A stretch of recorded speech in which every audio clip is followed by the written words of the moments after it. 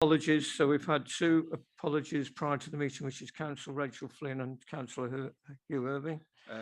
Chair, we've also had apologies from Councillors Geraint Lloyd-Davis, Pat Jones, Peter Evans, Errol Williams and Joe Welsh. Okay, thanks very much for that. As you will see from the running list, we have a very special guest here today. And that's Air Commander Adrian Williams, who is the highest ranking RAF officer in Wales and Denbighshire born and bred, he's happy to declare. And of course, we have Tony Fish, the Regional Employer Engagement Director North, and they're here to present the Silver Award, the ERS Award. And I'm going to call on Richard Maynon to give an introduction to this, please. Thank you, Richard, if you can. Councillor Richard Maynon. Thank you, Chair. And the reason Tony and the Commodore are with us this morning is because Denbighshire County Council was recognised late last year for its support as an employer of the armed forces community by way of being awarded the Employer Recognition Scheme Silver Award. The Employer Recognition Scheme encourages employers to support defence and is open to employer organisations that pledge, demonstrate or advocate support to defence and to the armed forces community. And we have shown that our values at Denbighshire County Council are aligned to the Armed Forces Covenant. Silver Award holders must have signed the Armed Forces Covenant, and we did re-sign in our own right as Denbighshire in 2019, just prior to Denbighshire County Council receiving the Bronze Award. To be recognised, an employer must proactively demonstrate that service personnel and the wider armed forces community are not unfairly disadvantaged for having served their country. As part of our recruiting and selection processes, the employer should already employ those that have served, and the employer must actively ensure that their workforce is aware of their positive policies towards defence people issues, which includes support of those who may or who are deployed, and of course the support that may be required for their children and their loved ones. The council is one of 24 Welsh organisations and private sector employers who have to date received the Defence Employer Recognition Silver Award, and that's awarded by the Ministry of Defence. On a Denbighshire point of view, I would like to thank Gary Williams, Sharon Evans and the numerous other officers, including education and throughout our organisation, for their diligence and determination they give in their support of Denbigshire's engagement with our armed forces community and with our covenant responsibilities. I'd also like to thank Stephen Townley, SAFA, Woodies Lodge, Citizens Advice Denbighshire, and all of the other third sector participants who work really hard to make sure that veterans and the armed forces community are properly recognised and supported when they choose to work and live in Denbighshire.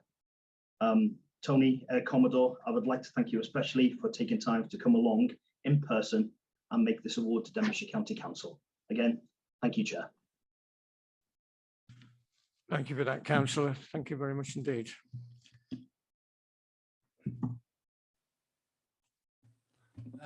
Bore da, bleser fawr I fi fod yma efo chi heddiw. Good morning. It's a great pleasure for me to be able to join you here today. As the Chair said, I'm Air Commodore Adrian Williams. I'm Air Officer Wales, and I'm also very much a Denbighshire born and bred person as well. So I was born in Denby and went to Ysgol Glan-Clwyd. So, you know, spent all my growing up time in Denbighshire, really, really happy memories. And then obviously I've spent a huge life in the RAF, going all over the world, doing lots of different things, but Denbishire's always in my heart, and it's always nice to come back into the county, especially on days where the armed forces and the county have that sort of connection as we do today. I just wanted to say congratulations to Denbighshire for winning the ERS Silver Award today. I appreciate that it is a lot of work for particularly the officials, I'm sure, in making those things, making the developments and putting things in place. I very much appreciate over the last couple of years, you've had a number of huge other priorities to focus on too. So, you know, thank you for being able to progress this at the same time as you've been doing everything else. I think the other thing I'd say on behalf of the armed forces themselves, obviously the Royal Navy, the Army and the Royal Air Force, is that we do very much appreciate the investment of time and the commitments that you show to the armed forces by progressing in things like the employer recognition scheme. And I know from talking to lots of veterans and families of reservists and people like that, that they also very much appreciate when counties do these extra bits of work to recognise the work that the armed forces do and reserves do, and the contributions that we make. I think ultimately it's about us all being able to work together, isn't it? And to make sure that the armed forces and people that serve in them are not disadvantaged in their service. So it's fantastic that Denbighshire have supported us by progressing onto the silver ERS scheme today. I think the last thing I'd say is obviously a key part of the ERS scheme is, for us to continue to work together. And I think on behalf of the three armed forces, I'd say if there's anything we can do to support Denbighshire County Council in any sort of public events or any endeavours that you have here that you're planning, we'd be very happy to do that. So I'd now like to present to the chair the MOD certificate of Employer Recognition Scheme Silver Award. Diolch yn fawr. Very much. Thank you. That's great. Thank you. Can I just say it's a great honour to receive this award on behalf of the County Council, and I know that the County Council will continue to work with the armed services, the armed forces, and in all that they do. So thank you very much indeed. It's a great pleasure. Thank you. Thank you. Thank you. It's very good to see you and taking the time out to come and see us in here in Denbighshire. So we're very privileged. Thank you, sir. Okay. Thank you. Thank you all very much. Follow that one. Diolch.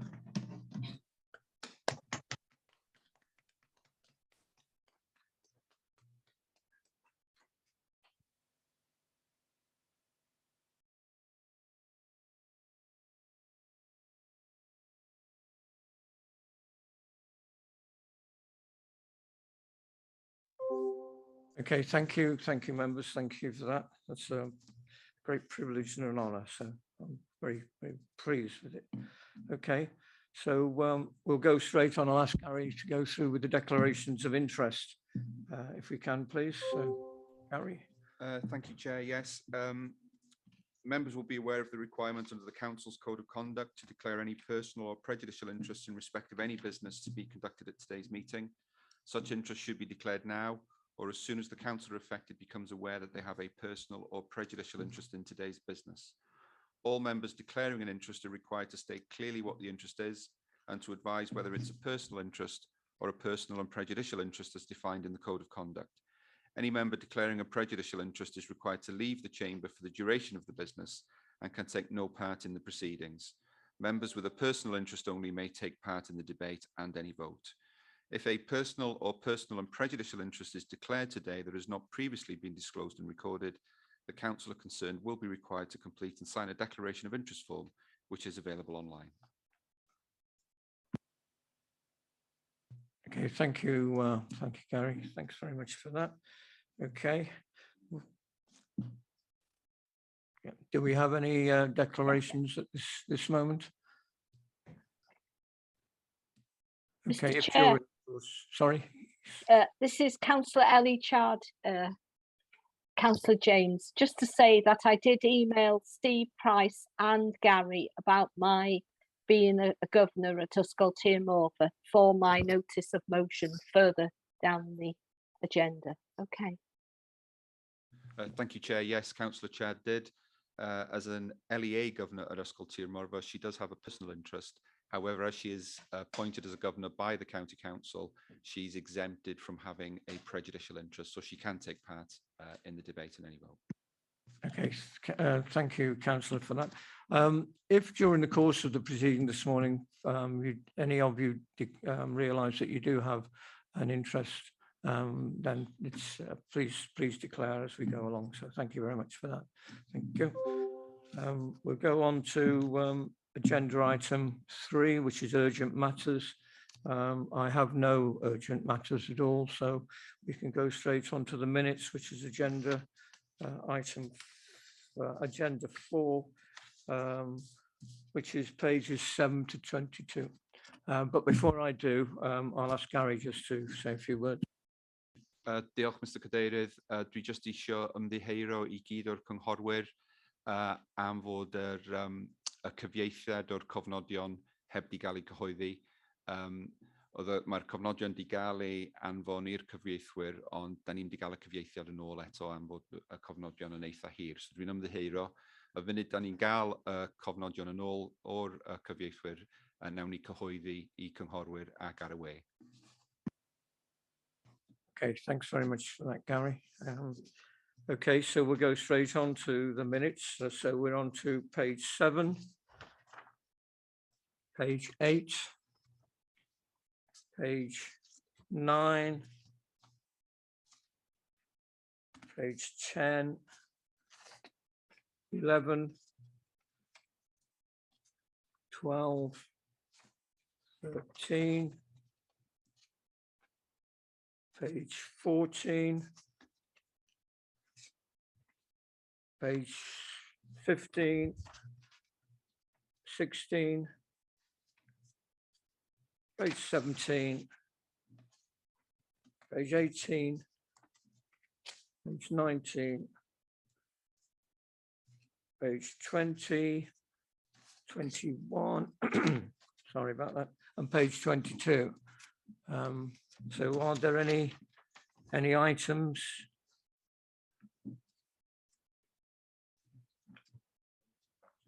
Yeah, yes, is there any, can we have a vote of accuracy there? Is there anybody who has any matters that want to raise? We'll go for accuracy first. If somebody's got the hand up. Who's got the hand up? Shall. I was saying, yeah, I vote for accuracy because I was there. Okay, move. Do we have a seconder?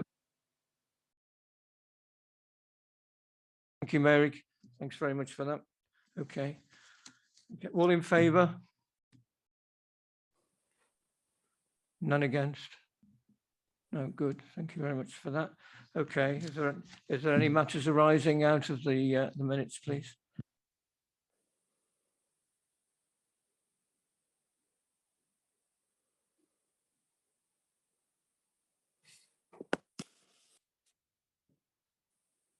I think that must be a first. So it's not all doom and gloom after all. Okay, so we'll move right on. Thank you very much for that. And we'll go straight on to agenda item 5, which is North Wales Population Needs Assessment 2022. And I'll ask Councillors Bobby Feely, and I think she'll be supported by Councillor Hugh Hilditch-Roberts. We also have Anne Lloyd and Rhiann Murrell also in attendance, please. So yeah, come in, Bobby. Thank you. Thank you, Chair. I'll kick off. I'll excuse my voice in advance. I've had a bit of a cold this weekend, not COVID, a cold, but I'll plough on. So morning, everyone. Bore da bawb. As you can see, this is a fairly lengthy, detailed report, but I'll just give you a broad overview to sort of set the scene. The report has been thoroughly scrutinised by partnership scrutiny and now comes to full council before going back to the RPB to be signed off before going to Welsh Government at the end of March. The Social Services and Wellbeing Wales Act 2014 placed a duty on local authorities and health boards to develop a joint assessment for the care and support needs of regional populations across Wales. This is done on a 5-yearly basis, the last one being in 2017. The North Wales Population Needs Assessment has been produced by the North Wales Regional Partnership Board and was a joint exercise of the 6 local authorities across North Wales and BLWYDDY University Health Board and Public Health Wales. As you will see, the Regional Population Needs Assessment has been split into thematic chapters, which include children and young people, older people, health, physical disability, and so on and so forth. There is also the inclusion of other groups such as refugees, armed forces, veterans, and those experiencing homelessness. Attached in Appendix 2 are Denbighshire's own priorities, which will be included in the final version. The population needs assessment aims to improve our understanding of the population across North Wales and how their needs will evolve and change over the coming years. As you can see, this assessment has been an expansive piece of work undertaken to understand and take the views of the population. There has been wide-ranging consultation with organisations, partners, and around 350 individuals who all took part in a regional survey. The feedback received has informed the 2022 population needs assessment, which comprises information about the care and support needs of people in North Wales and the support needs of carers. This is a draft for your consideration, but as is often the case with Welsh Government, the timescale is pretty tight. It has been discussed at length in the Regional Partnership Board and is currently being taken through the other 5 North Wales local authorities and the Health Board. The report then has to be signed off by the RPB before going back to the Welsh Government by the end of March. And I'd like to thank everybody involved in pulling this extensive piece of work together. And we would welcome any queries or questions.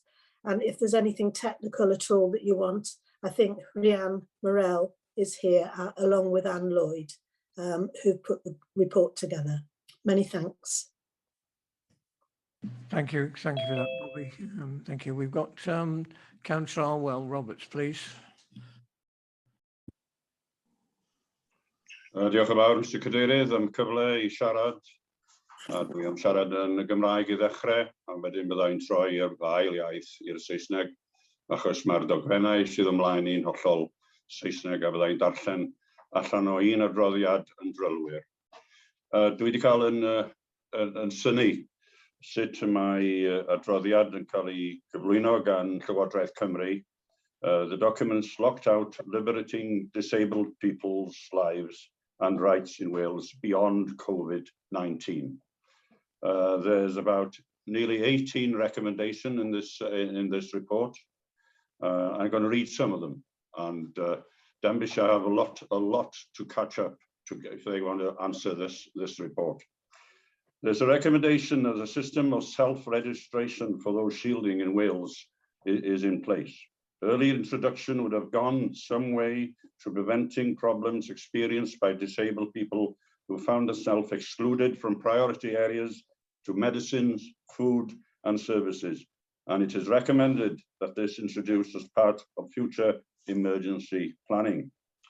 There's a recommendation also the need to address the restriction on disabled people's mobility as a matter of urgency. I know this myself because I go to meetings with them. By increasing funds to enable disabled people to access safe travel. Passengers assistance must be available on public transport and needs to consider access issues by different impairment groups. Sorry, my English is not as good as most of you. Another recommendation is that all local authorities develop a forward plan to address increasing shortage of rehabilitation and replacing specialists long-term of visually impaired people. Disabled women and girls have been mistreated. They face and experience domestic abuse. This is underfunded. The report calls on Welsh Government and local authorities, Public Health Wales, to ensure that service provides to urgently ensure that they make it clear that to people with learning disability, which are shielding, have the rights to. The report asks that local authorities and care providers reassure that they are still, and their well-being is important.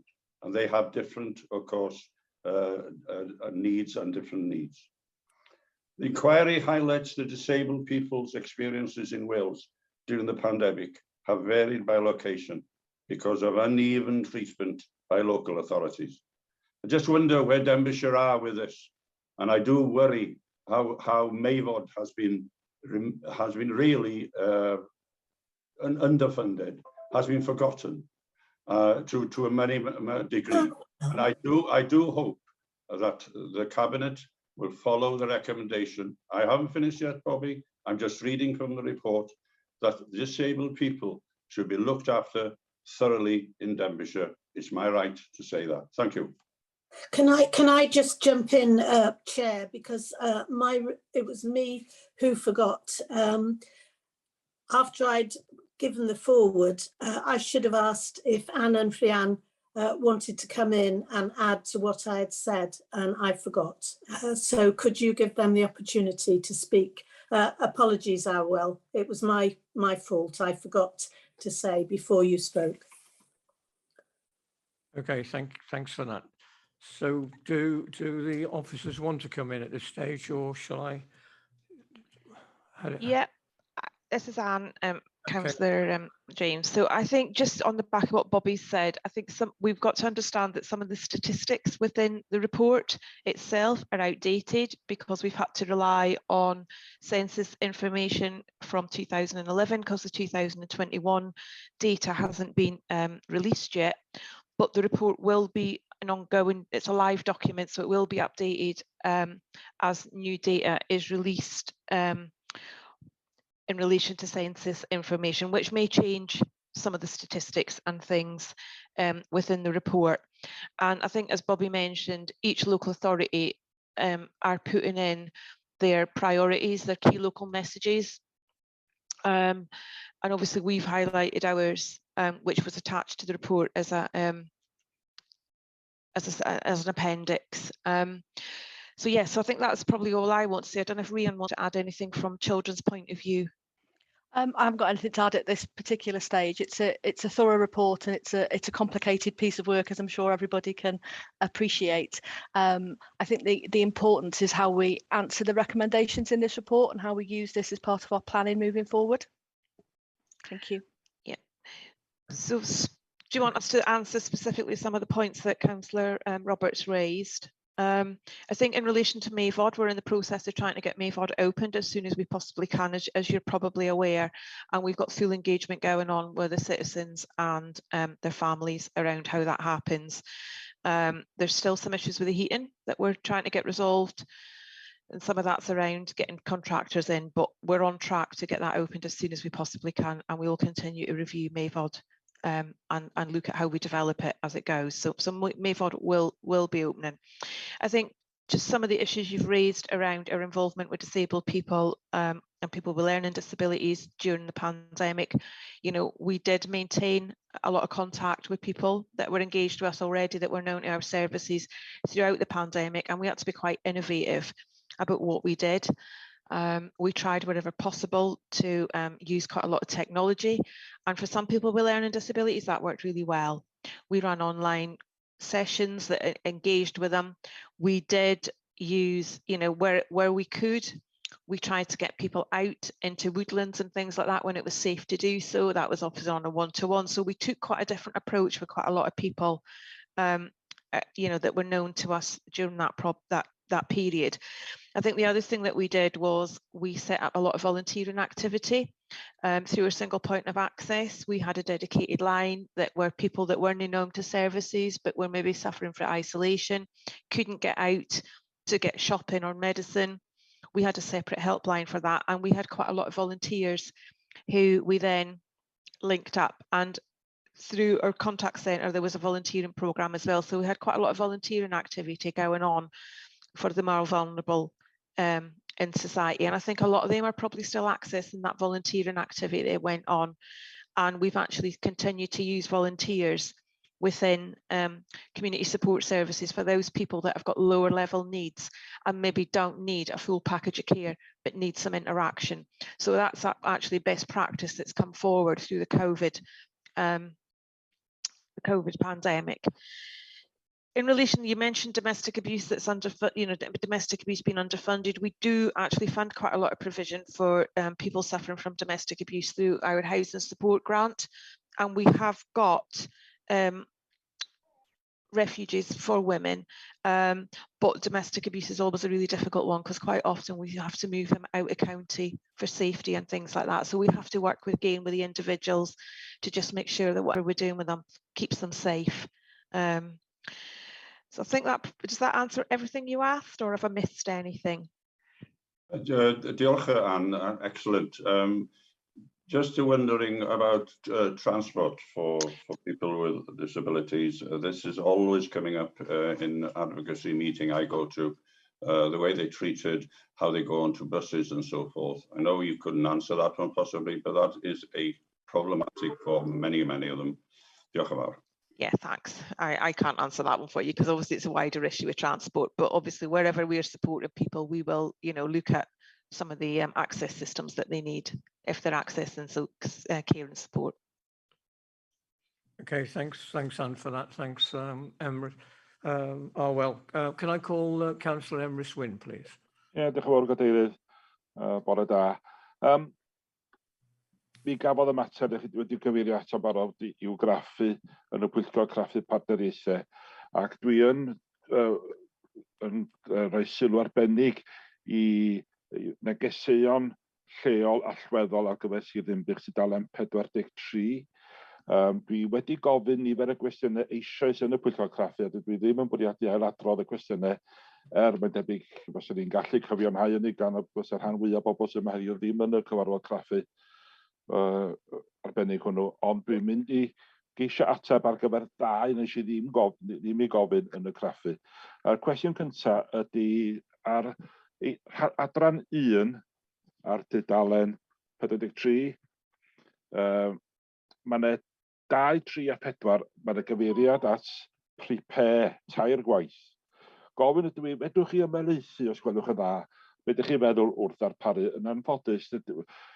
Rwys gerbwd ydyn ni'n cael yn yr adran yma. Diolch yn deitha ni be mae Sir Ddinbych yn mynd I wneud yn benodol ar gyfer gwella yr sefyllfa neu mynd I lafar y sefyllfa. Newch chi ymestyn os gwelwch yn dda, be ydych chi'n feddwl o ran gair prepare. Gawn ni enghreifftiau enghraifft pa fath o ddarpariaeth fydd yn debygol o fod I angen.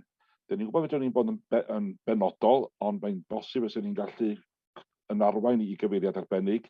A wedyn mae'r ail gwestiwn, dwi'n gorfod troi fyny dalen drosodd, a diolch I fi. Mae yna gyfeiriad at unigrwydd a materion iechyd meddwl wedi Covid-19.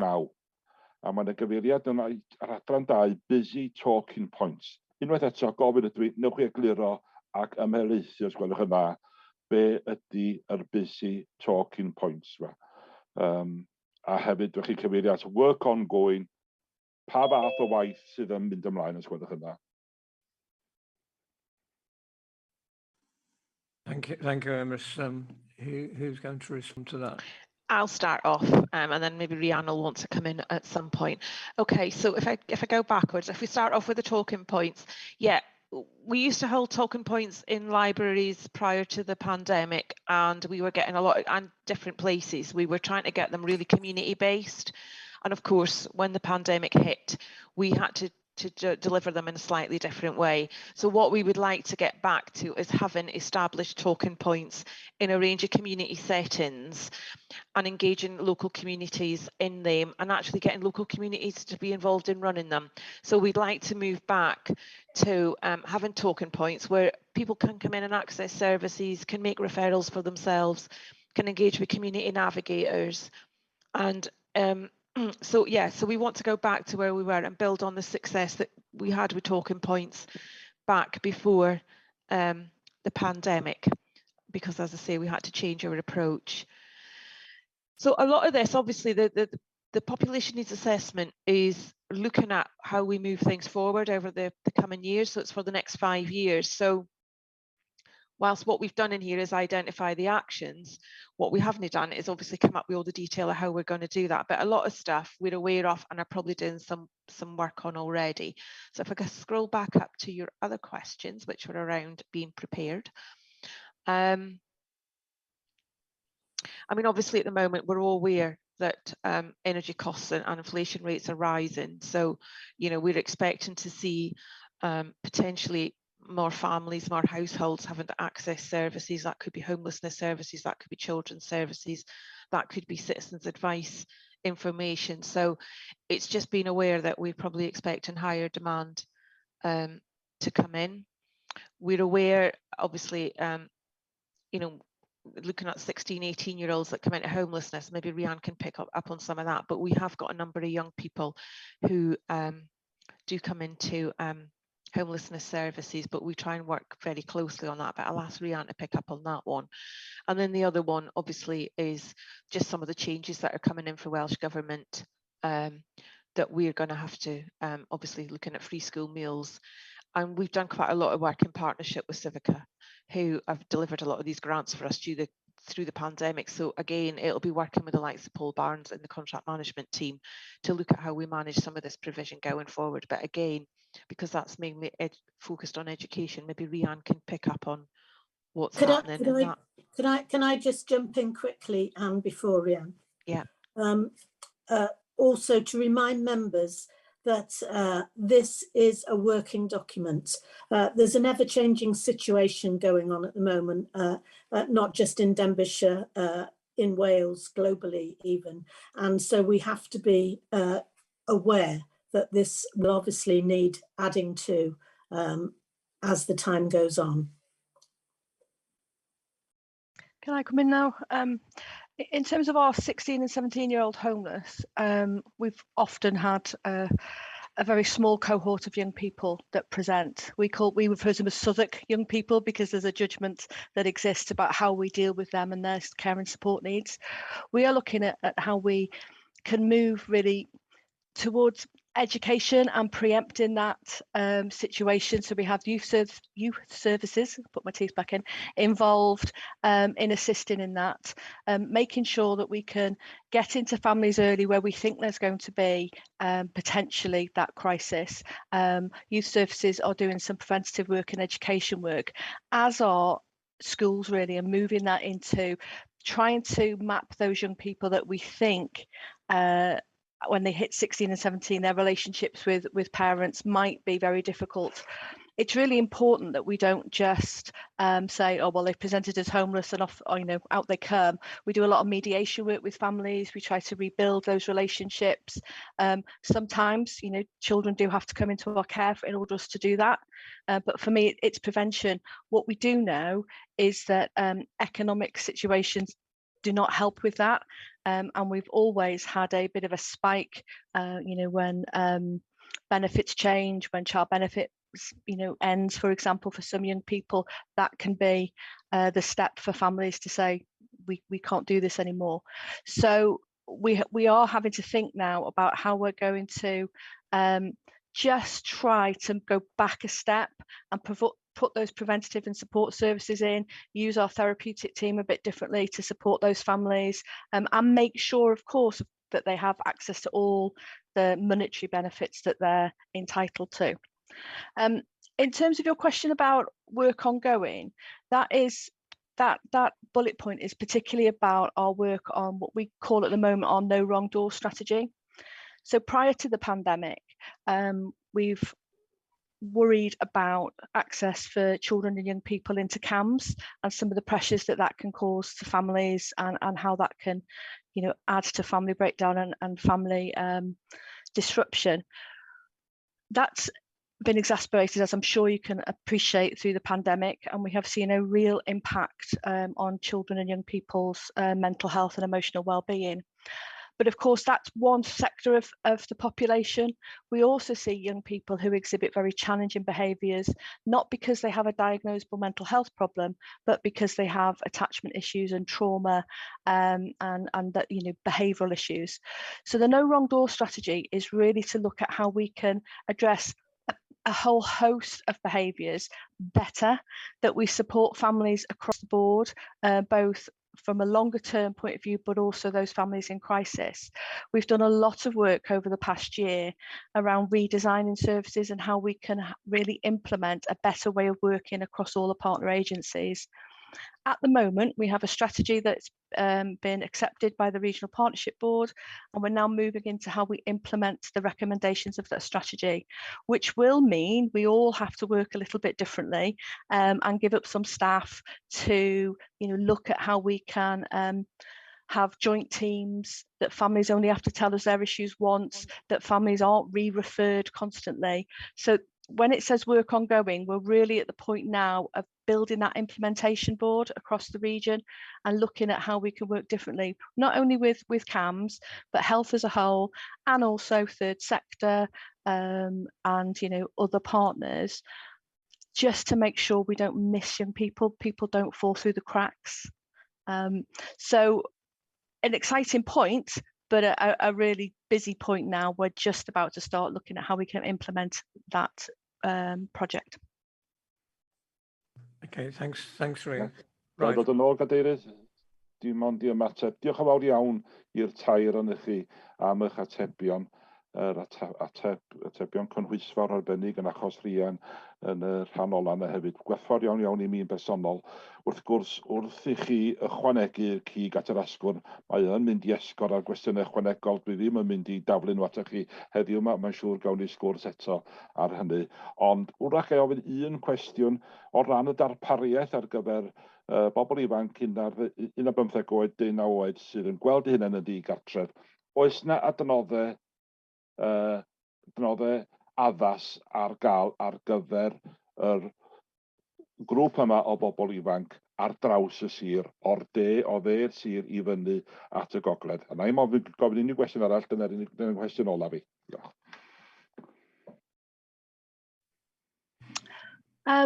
If I'm honest, probably we could do with more resources. I'll always say that. We always offer 16 and 17-year-olds foster care as a first start. Not many will want to do that. So for us, it's about getting them into supported lodgings or you know, our supported housing as soon as we possibly can. We are working really well with the homeless prevention team around trying to expand those resources and use grant funding where we can, just to make sure we've got an immediate range. But I'll always say no, we always need more, because you need more to meet the needs, don't you? You never know who's going to walk through your door. Sorry, I wasn't going to add to it. Maybe, Bobby, before you answer, you may be able to answer me as well. I'm thinking really, behind the question, I should have made myself clearer, are we able to keep them within the communities? On the whole, yes. Yeah. I just wanted to just sort of add in there that there has been, to be fair to Welsh Government, there has been an awful lot of extra money, if you've like, that has come for homelessness, but it is nearly all based on prevention.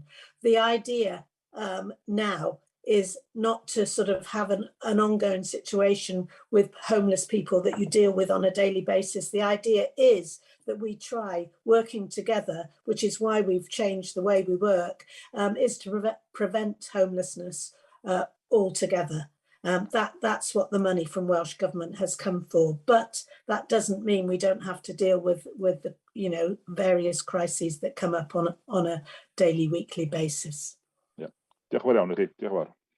Thank you, Emrys. Thank you, Bobby. Can I just add that we've got 8 other people wanting to ask questions. So for those people who are still yet to be included, if your questions are answered during the course of the discussion and debate before we get to yours, then please just only ask the relevant questions that haven't been asked, please. So Councillor Brian-Jones, please. Yes, thanks. I'd like to give Councillor Roberts some reassurance. He kicked off this debate. He mentioned the Denbighshire Cabinet in the same line as MAVOD.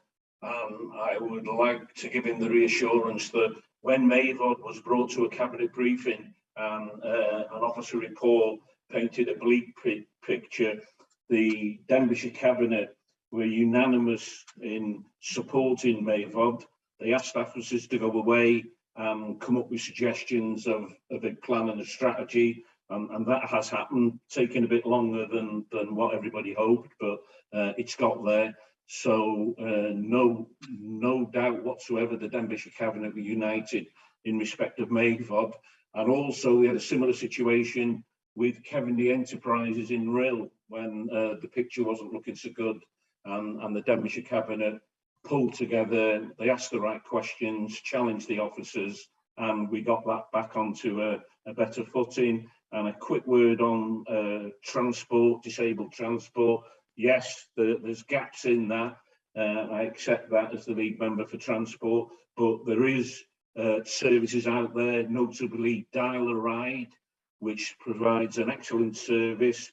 The NHS have got their non-emergency patient transport service, which I think the last time I looked carries about 700,000 trips a year across Wales. So there is things happening there, but obviously room for improvement. Thank you. Diolch yn fawr iawn, Brian. Dwi'n ddiolchgar iawn i chi am yr atebion yna. Ond mae rhaid ni ddal ati i gefnogi pobl sydd efo anableddau ar draws ein cymunedau. Diolch yn fawr iawn i fawr, Brian. Diolch i chi. Thank you, Councillor Jones. Councillor Brian Blakely, please. Yes, thank you, Mr. Chairman. Yes, it would be amiss of me as the homeless champion for Denbighshire if I didn't make one or two remarks regarding the work that's been done by Anne Lloyd and Jeff Davis. Jeff Davis, of course, in the housing side of this, and of course to do with our homeless and her team. It's been a heck of a year with COVID, and I'd just like to say thank you very much to the team of Housing and Homelessness for the work they've put in. It certainly made my job as homeless champion a lot easier. They've kept me informed, as Bobby has, and it's just a case of saying thank you very much to all of you, and just keep up the good work, and hopefully that things will get better as COVID, we hope, goes away. Thanks again, Mr. Chairman. Thank you. Thank you, Councillor Blakely. Councillor Christine Marston, please. Thank you, Chair. Recruitment and retention crisis across social care. You know, this is a huge problem and is an ongoing problem. You know, places like intensive cares and A&Es are bursting at the seams. There is no sort of patient movements onto sort of acute hospital beds because those wards are full with patients who can't be discharged because there is no social care packages in the community. You know, what is being done to address this huge shortfall, which is out there, which is a real problem and is affecting the care that patients are receiving. And also the unpaid carers. Why are uncared paid? Why is this term acceptable? Why can we not recognise and award these individuals? Thank you very much. If I start off with the recruitment and retention issues, so obviously that's not just a Denbighshire issue, it's not just a North Wales issue, it's a national issue. So, you know, and a national UK issue. So yeah, you're right, there is huge recruitment and retention issues. We are taking that very seriously, and actually we have a corporate group that's led by Nicola Stubbins. So, you know, it's been raised up to that level, and Nicola is leading a group looking at recruitment and retention issues. So I don't know if Nicola wants to come in at this point and say something before I carry on. Yeah, thanks. And I did put my hand up, that's okay, amongst many hands up. Yes, as Anne said, we've recognised corporately that recruitment and retention is a significant issue within social care. To be fair, it's not just social care at the moment, but we do have some specific issues, hence developing a corporate group that I'm chairing. I think it's important to say, though, that there is real national attention to this issue. There was a national summit last week called by Welsh Government for social care and health system leaders, and I was asked to present at that. And it's a whole system issue. And I think, Christine, that the real issue around sort of how to support some of the urgent hospital care issues is actually that focus on the community, which is where our focus is. Most people are actually supported in the community as opposed to supported in a hospital bed. And it's absolutely crucial that our attention is in keeping people for as long as possible and preventing them requiring to go into hospital. And therefore, that's really important. But there are some real fundamental system challenges at the moment. They were there pre-COVID, but I think COVID has exacerbated the situation. And as you know, we are struggling to commission domiciliary care packages in the community. Denbighshire is carrying over 1,000 hours of domiciliary care that we are unable to commission. And that's a real challenge. But as Anne said, it's not unique to Denbighshire.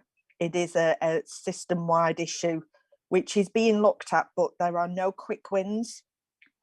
So we are in discussions, certainly with Welsh Government, around the implementation of the real living wage for care workers, which will be something in the new financial year that we'll be taking forward. We're also looking at potential for a national pay terms and conditions discussions with Social Care Wales as well. So we're very, very acutely aware of the pressures. We're doing everything we can to not only recruit new people into the sector, but retain the excellent staff that we have, and really try and address any issues that they may have. But again, I think the pandemic has created opportunities for people to apply for jobs that perhaps weren't an option because of travel before. So there are many reasons why people are choosing to leave social care, but we're trying to address some of the main issues, and not just for Denbighshire Council, but for providers as well. So the work that we're doing, clearly focusing on our own internal recruitment and retention, but also very conscious of the impact on providers too. Diolch.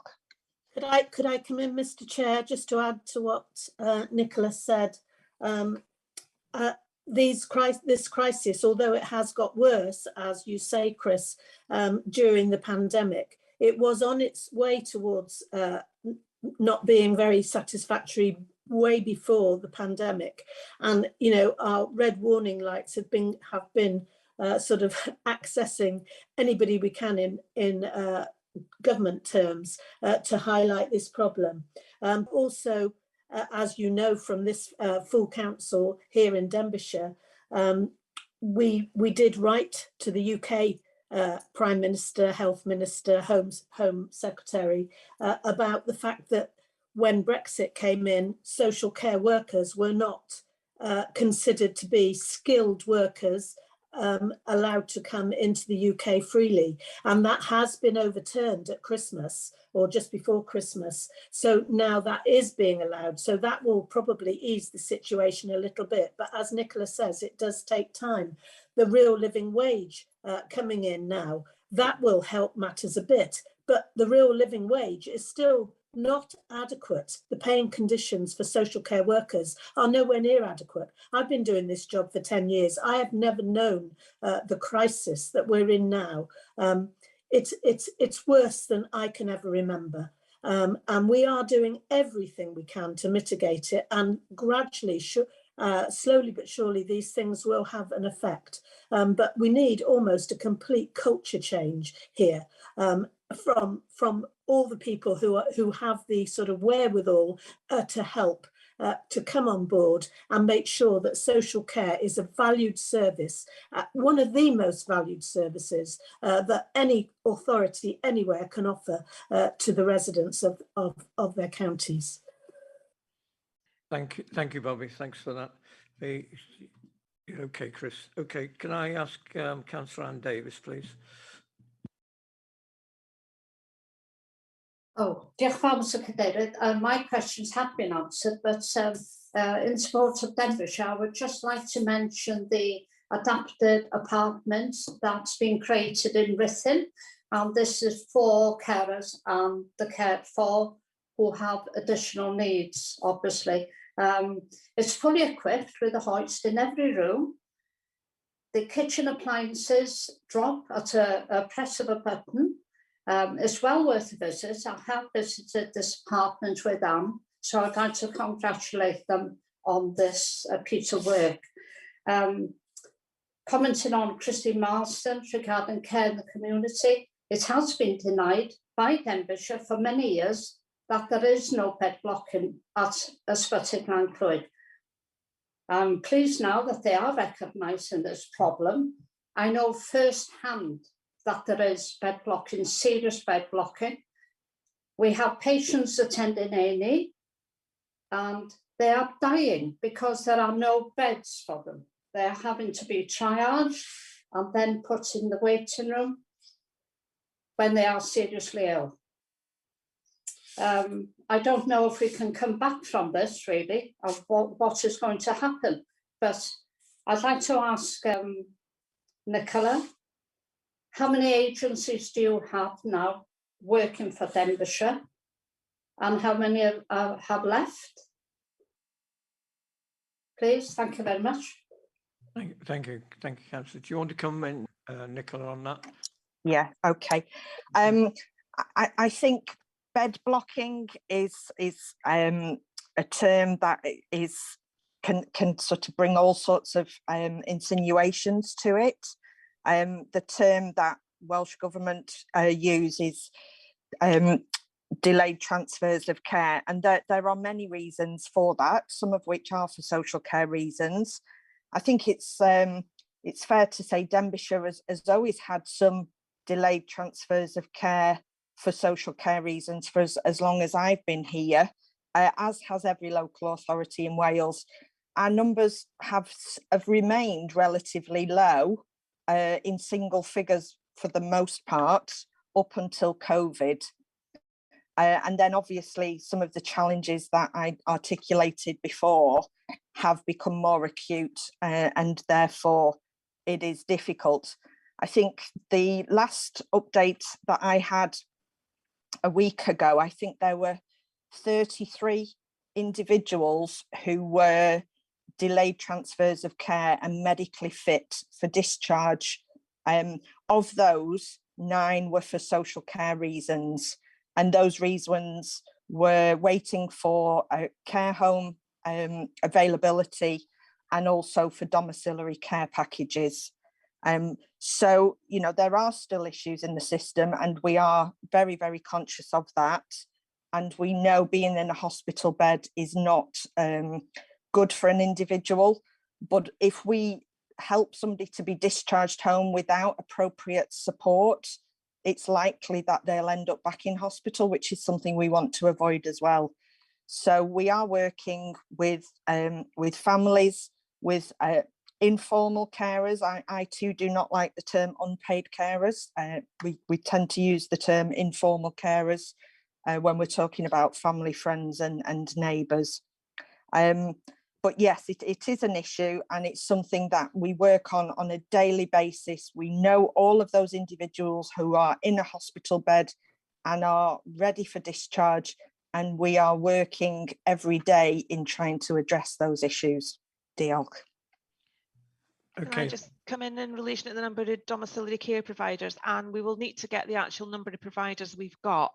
And whilst we're aware of providers handing back some packages of care because they haven't got enough staff to cover them, we actually haven't had any providers that have completely withdrawn from Denbighshire, I don't think, but I'll need to confirm that for you. So we'll get them numbers and we'll share them with you. Okay, thanks for that, Anne. I've still got 1, 2, 3, 4, 6 people waiting to speak. So I'll ask Ellie Chard, please. Councillor Chard. Morning, Chair. Just to say, I put my hand up because I know at least 35 minutes ago, Councillor Chamberlain-Jones did have her hand up, but she didn't have what I call a computer hand. So I don't know whether, and that's all, I'm just bringing this up.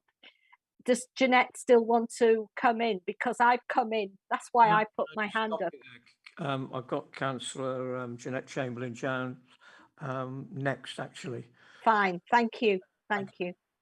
Councillor Chamberlain-Jones, please. Firstly, I'm sorry, I couldn't find the hand button because this is actually new to me. So I was raising that big hand personally right at the beginning. As Chair of Partnership Scrutiny, I wanted to say this report was only a few weeks ago to Partnership Scrutiny. Because there is so many questions being asked, I just wanted to say that anyone can attend the Partnership Scrutiny, and I wish more people had attended and asked all these questions on that particular day, because obviously it is a very important document. We scrutinised it very well. We had a really good debate, and for those who started, Councillor Roberts, you obviously felt passionate about this and therefore wish you would have attended on that day, as anybody can, you know, attend a scrutiny, and that's where we can look at all these things. So I'm very sorry I've come in late, but I think it was a brilliant report. It's ongoing, it changes week by week basically, but I think the office has done a great job, and I think today they've answered the questions really eloquently, and I thank them for that. But for those people, I'll remind you in the new council that you can attend scrutinies to ask these questions when they are being scrutinised, and I think that is very important, particularly for the next council. So thank you, Chair. And somebody, can you tell me where I put my hand up, please? Thank you. On the interaction. Diolch yn fawr I Janet am atgoffa fi bod rhaid fi fynd I gyfarfodydd. Dwi'n trio ngorau mynd I bob cyfarfod fedrai a dwi'n cadeirio un pwyllgor traffig. I know, and it's difficult, but it's been much more easy remotely. Anodd I mi bod yn bob man, Janet, a mae gennau hawl I godi pethau mewn pwyllgor llawn fel hyn hefyd. Ond diolch I chi am y cyngor. Diolch yn fawr iawn I chi. Oh, and I don't deny that. I'm just reminding everybody that when they've got sort of questions to ask, the right place should have been at the scrutiny of this particular document, and that's why I've come in on that. But still, I don't know where to raise my hand. Should I have another question later? JJ, it's on the interactions. Interaction. You see, I had to get IT to put me on remotely, so I'm frightened of pressing the wrong button and I go off. Okay, thanks very much. Let's move. All right, thanks. Thanks, Jeanette, for that. Gwyneth Kensler, please. No, mae'n llaw I wedi dod lawr. Thanks very much, Gwyneth. Councillor Butfield, please. Thank you, Chair. I won't go into what Jeanette has just said, but I do thank her for her comments. I was going to highlight that this had been to partnership scrutiny, and we did accept the report and did highlight that it was a live document that we could add to from now on as a living document. But I just wanted to highlight, if I may, Chair, the work that was done by volunteers, and a small group of volunteers went out and took on the role to phone vulnerable groups of very old people through the pandemic. They were charged to ring them daily or indeed weekly, depending on their vulnerability and how much support that they needed. And I'd like this very small part of the service that has proved a valuable tool, certainly to me, in guiding the old people that I have been dealing with, that these people, they very, very old, living independently at home, sometimes do fall out of the care plans because they're independent, they're very old, and they've certainly made a decision that they want to stay independent and at home. And the people that I've been ringing have been telling me how, and I still ring them, and we're into the third year now, but I still ring them. So I do, and I've made friends as well. So it's a partnership, but because this is a living document, I'd like that part of the service, a very small, valuable part of the service that we gave over the pandemic, to be perhaps looked at and as you put in your report, Anne, that there are no wrong doors. And I think this was an excellent service that was exercised over the pandemic and should be continued in the future. Thank you, Chair. Can I just come back and say, and it is something that we've continued with, you know, volunteers were rare in social services before the pandemic, but we've actually acknowledged how useful it's been, and actually some people have left volunteering and become social care staff, which is really positive. But it is something that we've continued with now, and we've actually got a team called the Edge of Care team, who are actually looking at volunteering activity and engaging, as I say, with people who might just need lower level support rather than intensive or more complex support for domiciliary care agencies. So it's actually one of the best practice that's come out of the pandemic, and we're certainly building on it, Joan. So it's something that we're continuing with. Thank you, and I'm one of those who still continues to have contact with somebody who's slightly older than me, who's living very independently, who's 96, and we have formed a very good relationship. we occasionally meet up and so on. And very, very valuable, and it's very valuable for me, but also very valuable for that individual as well. So, yeah, long may it continue. Merrick Lloyd-Davis, please. Moved on, Chair. Before you move on, do forgive me, Chair, but could I ask Anne, if I may, that because now it has been formulated and there is a small group that are dealing with this, could I ask that that information is shared with all community groups throughout the whole of the county? So when there are volunteers within community groups that just want a small part to play and feel that they can perhaps do this, it would give perhaps some meaning to the community in their small area where they're functioning. Thank you, Chair. Thank you very much. Okay, Merrick, thank you for being so patient. Ddim o gwbl, a diolch i chi, Mr Cadeirydd, am eich caredigrwydd yn gadael ni fewn. Cyfeirio dwi at beth wedwyd gan y cynghorydd Bobby Feely, aelod cabinet, bydd i gyfeirio at addiad 1, dwi'n meddwl, gan ddeud mai dogfen weithiol oedd hon. Fasa'n gymorth wrach i ddeud hynny yn y pennawd, for Denbighshire PNA ongoing working document? Dwi'n yn gwybod, o'n gofyn ydw i, diolch yn fawr. Okay, thank you. Anybody to respond to that? Before? Yeah, I think it does state in it states in the introduction that obviously some of this is going to be updated. So I know it's in one of the introductory paragraphs that we talk about it being updated when new data comes out, and that it might not use the words live document per se, but it does make reference to it being updated and some of the challenges in trying to get this completed at the moment, and the fact that we will be reviewing it. So it does make reference to it. I'm trying to find it now as we go, but there is definitely reference to that in the actual body of the document. Yeah, there is. I can confirm that. Okay, thanks very much. I've got one other, and I'm going to put a line under this, which is Cheryl Williams. Councillor Williams, please. I heard volunteering and things like that mentioning.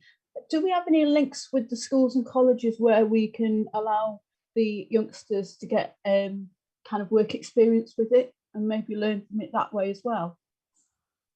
We do try and encourage people to come in and do work placements and things, and we're working very closely with Work in Denbighshire, who obviously have various schemes and things, but at the moment we're looking at a variety of ways to encourage people into social care. So we've even looked at creating a sort of lower level job aimed at younger people coming into care.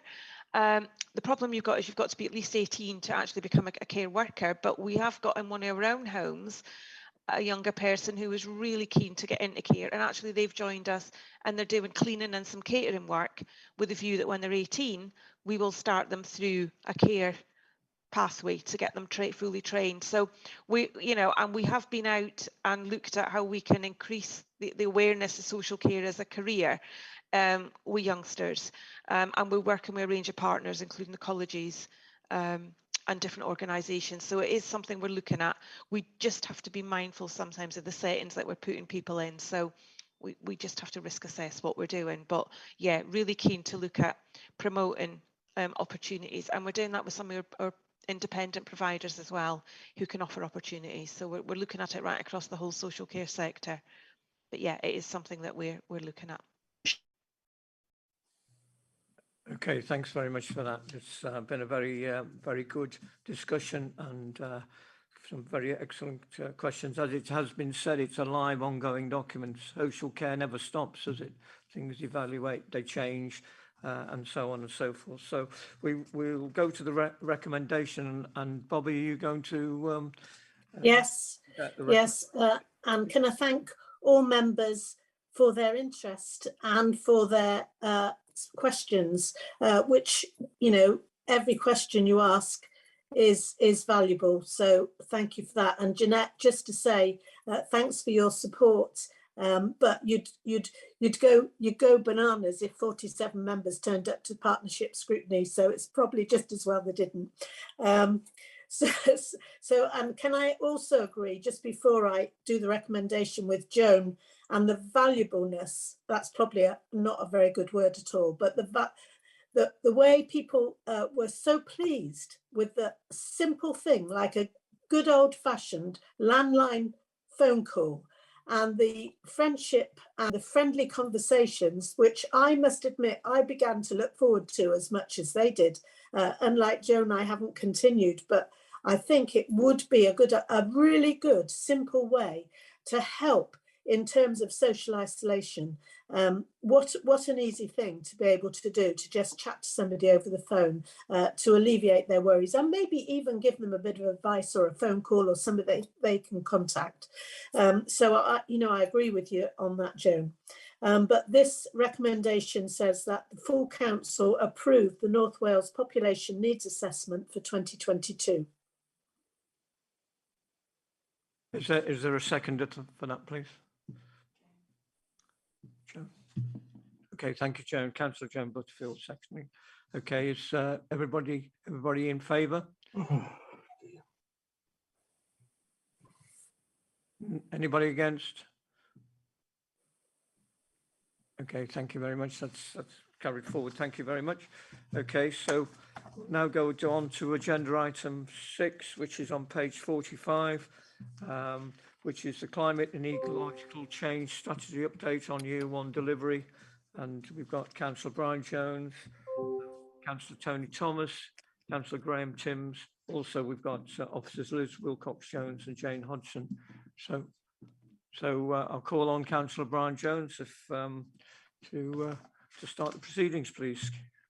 Yeah, I'd also like to make a special mention this morning before I begin to the departing Alan Smith. You may be aware he's retiring shortly, and he has been a big asset along with other members of the climate and ecological team, getting us to where we are today. So my personal thanks to Mr. Alan Smith there as well. We've had quite a number of meetings discussing climate change and ecological change since the emergency was declared back in July 2019. I think on this last full council meeting, I've never given this person any credit, and I do believe he does deserve some credit. So I will move on to a little piece of credit now to this person. I was called into his office in May of 2019. I'm talking about the leader of the council, Hugh Evans, OBE, and he ran through his idea about creating a climate portfolio, and he asked me would I take it up, and I've never really said to him since that day, what's happened's happened, but he does deserve a little bit of credit. I hope I'm not embarrassing him. I do believe he is on this meeting today, but it was his initial discussions with me back in May 2019, before the motion came along in the July, that he had the hindsight to see that the climate change agenda was going to be a big thing, not just in Denbighshire, but all over, and eventually all over the world. So anyway, coming to this report, it's the year 1 update. The chair's already said we've got Councillor Tony Thomas with us this morning. He's going to run through a little piece on the biodiversity aspects. Graham Timms, again, hopefully you're aware, he's the chair of the climate and ecological group, and he will say a few words, and then no doubt officers will come in. But from me, I think we're now at the end of the honeymoon period with our climate change strategy.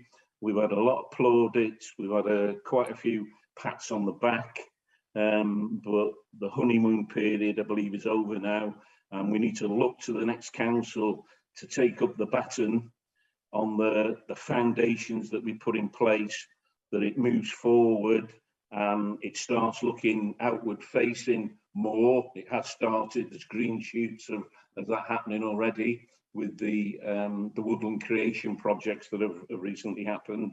We need to engage with youth, all sorts of other stakeholders outward facing, and that will send us off in the right direction to meet our targets. So a little bit of a showboat from me there, but no apologies for that.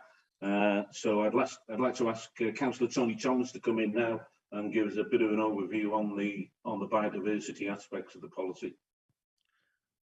Okay, thanks for that, Brian. I'll switch my camera off just in case there's problems.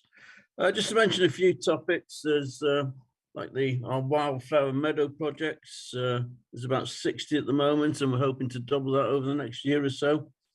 It does take time for them to sort of bed in, and a year or so, then they come on really well. But there's also, we set up quite recently the tree nursery in St Asaph. The aim of that was to grow 5,000 trees a year. That also is a bit of a specialist thing as well, because we're involved with some Copenhagen University on producing trees which can resist the various diseases that are going on at the moment, not just ash dieback. Also interesting things like planning applications, where definitely we have any intrusions, there's always mitigation on that. For instance, the new recycle centre at Denby, the great crested newts, and you could even, I suppose you could even say the McDonald's application, where the trees cut down, we're more than going to sort out mitigation for that, and also the flooding aspects on things. So there's a lot going on all over the county. Thank you, Brian. Yeah, thanks, Tony. Councillor Timms, would you like to chuck in, please? Thank you, Brian Jones, Councillor Brian Jones. Just I want to make a couple of points, if I may, and one is about council and councillor involvement, because I think this scheme will only succeed if there's a high level of council involvement and councillors feel fully involved in what's going on. And this is obviously coming over to the role of the working group, because it's provided a really useful forum for detailed discussions on some of the policies. And whilst it's not a decision-making group as such, it's formed a really good sounding board for ideas, and hopefully it's been useful for officers as well. It also helps to keep political groups really involved, because after attending working groups, you can go back to your own political groups and give feedback to keep groups together. That's one real strength, I think. And I know Brian says we've got to think about what's going to come in the future and how, you know, it really is the end of the honeymoon. But I think we need to make sure that we keep those elements that we need to keep united and push this agenda forward. It's a really overarching agenda, isn't it, for our council and for our communities. Keeping political groups involved is really important as well. It just enables sort of initial reactions to be gauged on particular projects and so on. It's been really useful from that point of view. It's also important, of course, for informing councillors, and we also looked at discussing how the new council, how would we be able to get new councillors up to speed on these things to make sure that they too could join in the enthusiasm that councillors have shown for the climate agenda. So that's why on the recommendation on, I think it's 3.2 to say that, sorry, 3.4 to say that the committee continues next time, although of course that's a final decision, I think, for next council. I just want to mention public involvement as well, because without the pressure from public, pressure from different pressure groups, school councils, city, town, community councils, you know, that really pushes us forward as well, because it is a really important agenda, and we need to make sure that we're playing our part and bringing these people together to share their expertise as well. We've talked about soft power, this idea that yes, we've got to get the council's work in order, but we have a lot of influence on the lives of people in Denbighshire outside the council, functions, if you like. I was really pleased when during the COP26 this year, Liz put together a pack of activities for schools to use to get young people involved as well. And I think that was a really important thing to get their real interest in these important issues. Also, I don't know if you noticed in the pack, I think it's about Appendix 2, the newsletter. You know, that newsletter, it's a really good way of keeping everyone informed. And it was good to see the business breakfast meeting communities and trying to influence what they're doing as well. So yeah, it's been a really useful involvement, I think, of councillors, and it recognises that it's not just the lead members that are actually the ones that are actually on the coalface, if you like, but actually we've all got our part to play in making sure that these things move forward. It was good to have a good Audit Wales report. Said that we'd made excellent progress. It was good to be second in Wales in terms of the plans that we've got, but really, you know, it's all right having plans. We've got another 8 years before we actually reach this target, and the going is going to get much harder.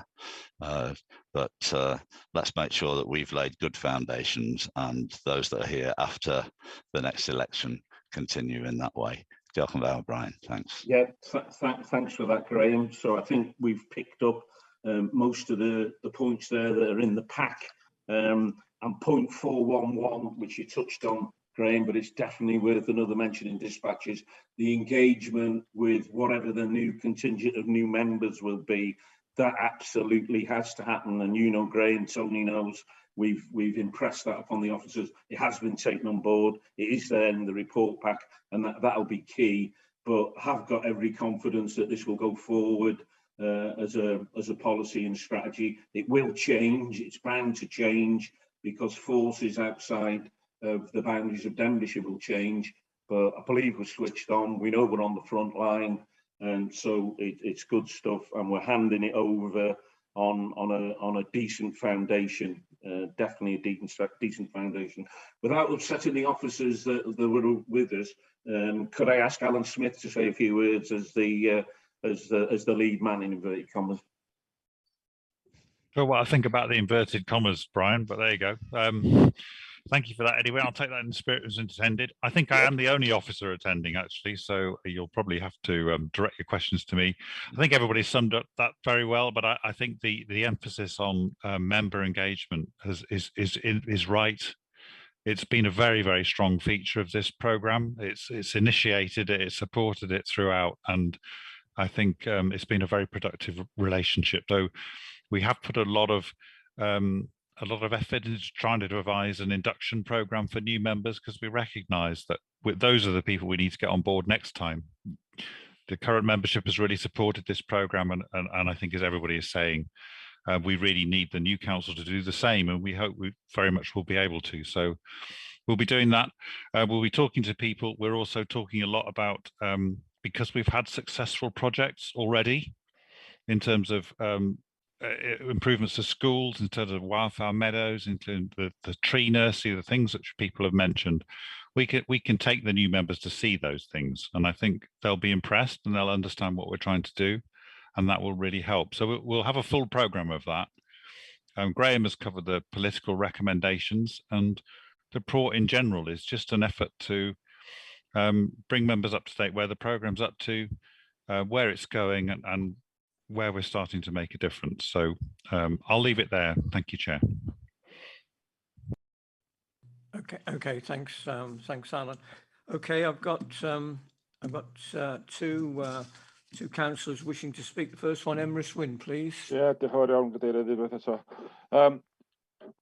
Yn haeddiannol iawn, mae'r adroddiad yma yn cael ei ganmol am yr hyn sydd wedi digwydd yn ystod y flwyddyn gyntaf. Maddeuwch i mi os ydw i'n teimlo bod o'n swnio fel mod i'n taflu dŵr rwan, dyna ydy'r bwriad o gwbl, a dwi'n eisiau gwneud allan o felly, ond gobeithio yn yr adroddiad nesaf y byddwn ni'n ei weld ar diwedd yr ail flwyddyn, y byddwn ni'n cael adran mwy sylweddol ar camau sydd wedi cael ei gymryd ar gyfer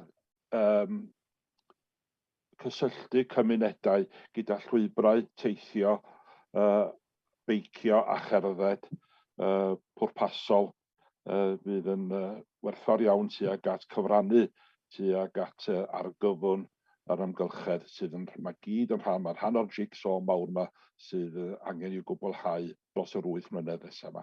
Diolch yn fawr. If I can come back on that, Chair, please, then. So on the active travel front, I think we discussed at community scrutinies, there is ongoing work with active travel plans across the county under the banner of Ben Wilcox-Jones and his team. And again, the support there from the powers that be to fund some of those projects. So that will happen. And you're not pouring cold water onto it, Emrys, Councillor Emrys.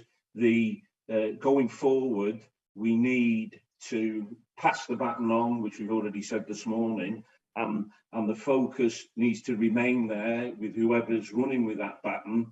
And if that happens, we have to accept that it's certainly not perfect today. We can sit here now and talk about woodland creation. We can talk about some of the biodiversity projects that haven't gone quite right, but you've got to live and learn.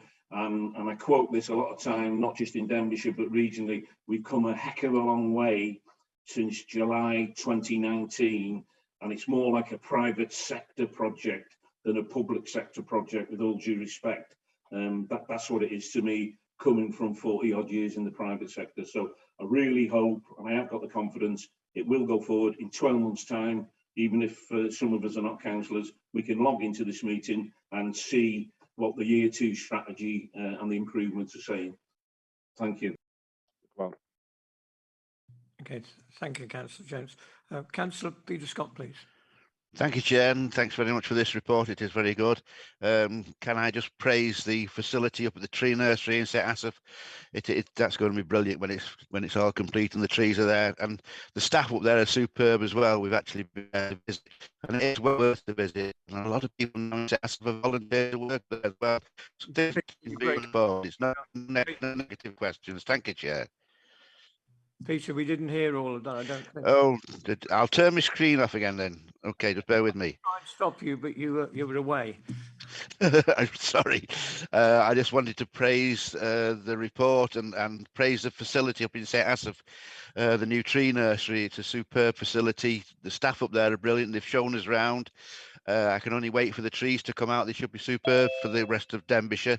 And a lot of people in St Asaph have been volunteering up there because it's a well worthwhile facility and thing to go into. So nothing negative, Chair. Just thanks very much for this tree nursery in St Asaph. Thank you. Thank you, Councillor Scott. Councillor Martin Holland, please. Thank you, Mr. Chairman. Again, can I congratulate people on the report and the work that's been done so far? But as Brian said, that we've got a long way to go. And one of the issues I've been looking at in the report, obviously, is the use of land, the need to use land wisely.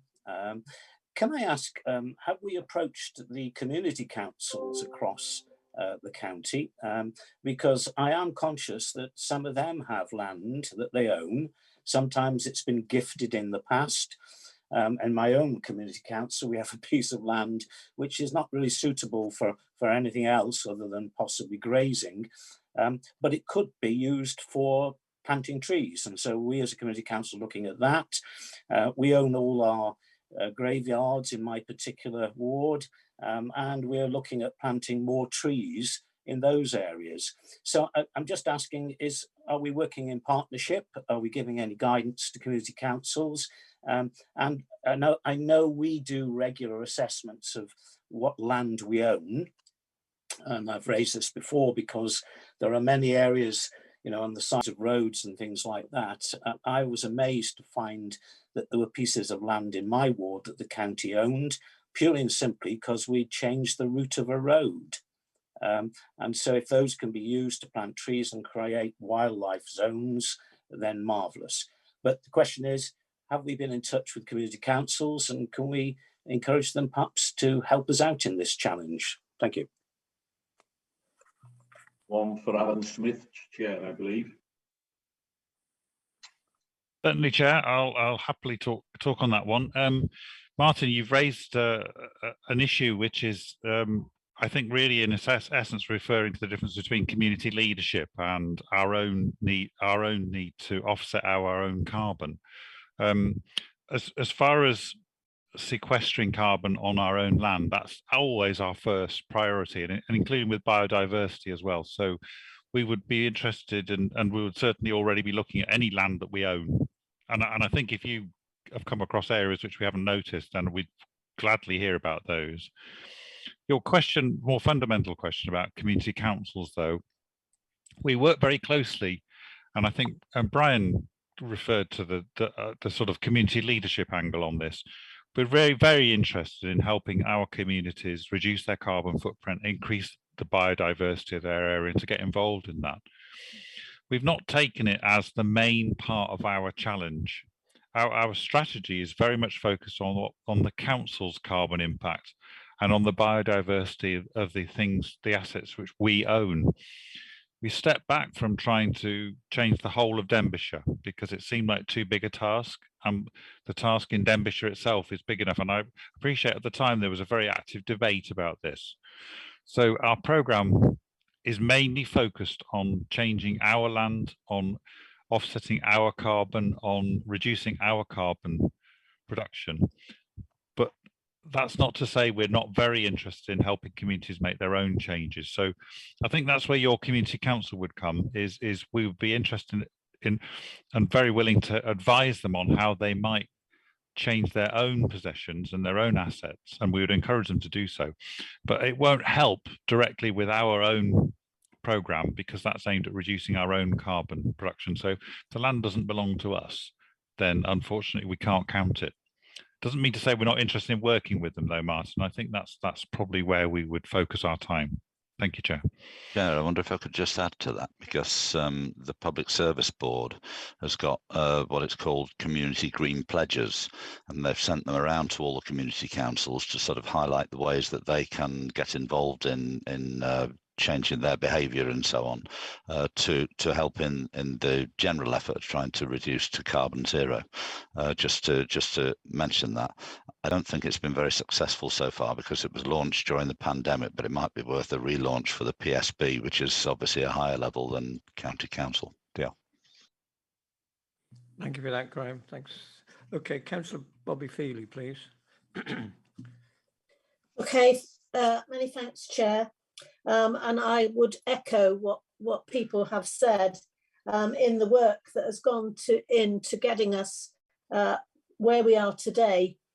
From 2019, where, you know, rarely was climate change mentioned, is little short of fantastic. And to see the things that are happening, whether it be wildflower meadows or the tree planting, charging points for electric cars and so on, it is very, very creditable. And I'm glad that we've been acknowledged as being well ahead in this situation. But just on a wider note, ambition is superb. We all need ambitions and we all need some goals in our lives. But I just wonder sometimes if we are thinking so much about climate change, we're not thinking how we mitigate what happens when we all change to electric cars. You know, for example, in my case, I couldn't go and see my family because they're 200 miles away, and none of our cars do that far at the moment. We're all encouraged to use anything other than fossil fuels and so on, but the electricity could it could run out. So we've all seen the floods and the winds and all the damage caused across various parts of the country.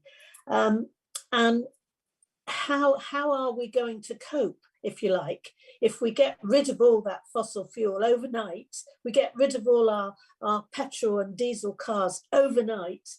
Sometimes I think we're almost running too fast before we've worked out what the alternatives can be. Old houses, people who live in old houses, they're not as suitable for making the environmental improvements that we all know is needed and we're encouraging. So I just want to give a little bit of thought to the other side of things. It's great where we're going, and I'm all behind it, but I really think there needs to be a bit of emphasis put on what we're going to do instead of what we're doing now.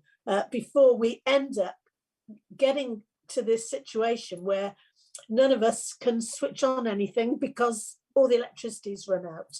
So there's this other side to things. And I notice in your programme, in the report, that it's on yellow because we're experiencing obstacles. I don't know whether anything I've said are some of the obstacles, or am I just being a bit too overcautious? Should I just throw caution to the wind and get on with it and stop worrying about what's going to happen?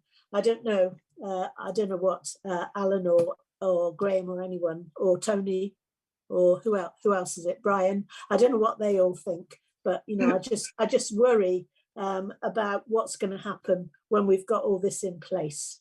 Yeah, I'll jump in there quick then. The one you couldn't remember, Bobby, but never mind. Against you, and I mentioned sorry, I did remember it in the end, inverted commas. There is obviously EV charging. This has been well documented. I'm only quoting what I've read, what I've seen. There is big investment in EV charging. There is issues, without doubt. There will be issues. But there is a rollout of EV charging. We've been doing it in Denbighshire, but I'm talking here about EV charging infrastructure that's going to be funded from upon high. Denbighshire did get a grant from UK government. I think it's somewhere around about 60k for some EV charging. Welsh government will have, they've got schemes there as well. And then long term, again, we've all heard of the hydrogen topic. That will come along. It will, and the manufacturers of automotive cars will direct all that. And on the fact that they've invested so heavily in electric car manufacture, they've got the confidence that we're not going to run out of electric when we all get home one night and plug in. You know, so and I've had the benefit as the lead member to see some of these business cases and what people way above our stations have got planned to take us forward, so we don't have issues. So, but definitely hydrogen. There's policy forums going on every other month. That's a topic that's been pushed. There's a hydrogen hybrid bus in Newport Authority in South Wales. That I think that's been run around for about 6 months. They've got them in Scotland. So it will all evolve. And as the old saying goes, you just need to keep your eye on the ball, what's happening around you. Thanks, Chair. Thanks, Brian. I'm aware it will all evolve, but it's just how quick. Could I just chip in quickly then and add to Brian, if that's okay, Chair? My message to Bobby is that she should stop worrying and trust to the future, to be honest. And I think transport is the least to worry about, because I think, as Brian said, there's a whole range of innovations in that area, which probably will make it possible to see was it your sister, or whoever it was in the Northwest?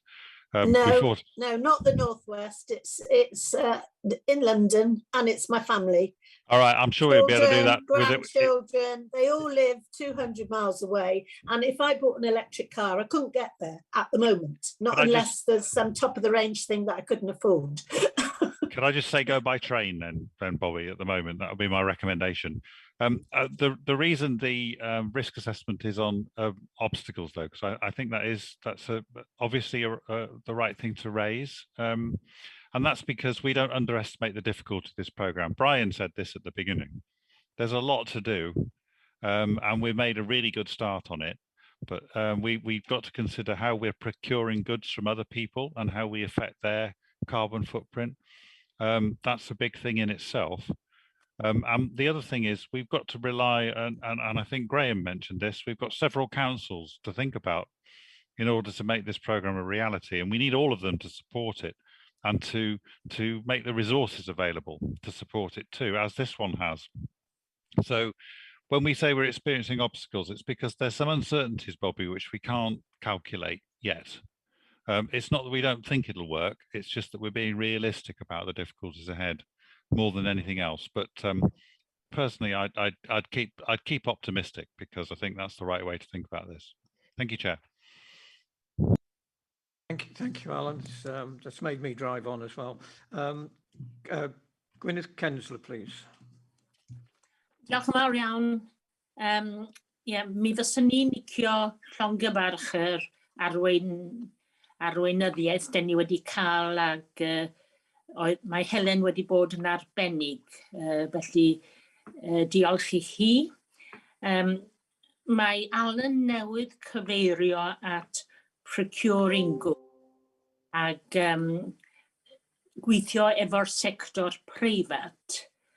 A dwi'n meddwl bydd hwnna yn rhywbeth anodd i gyflawni, a dwi'n meddwl am pethau fel buses Arriva a cwmnïau eraill, ydyn nhw yn gallu mynd yn drydanol, a wedyn meddwl am yr holl gwaith sy'n cael ei wneud ar yr arfordir i amddiffyn neu'r bobl sy'n byw yna rhag llifogydd. Ydyn ni yn cyfri hwnna fel rhan o'n strategau ni?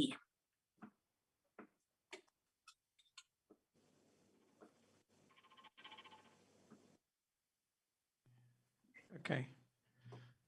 Anybody going to respond to that? Is there any need to respond? No. No. Okay. Okay. Sorry. Are you okay with that? Okay.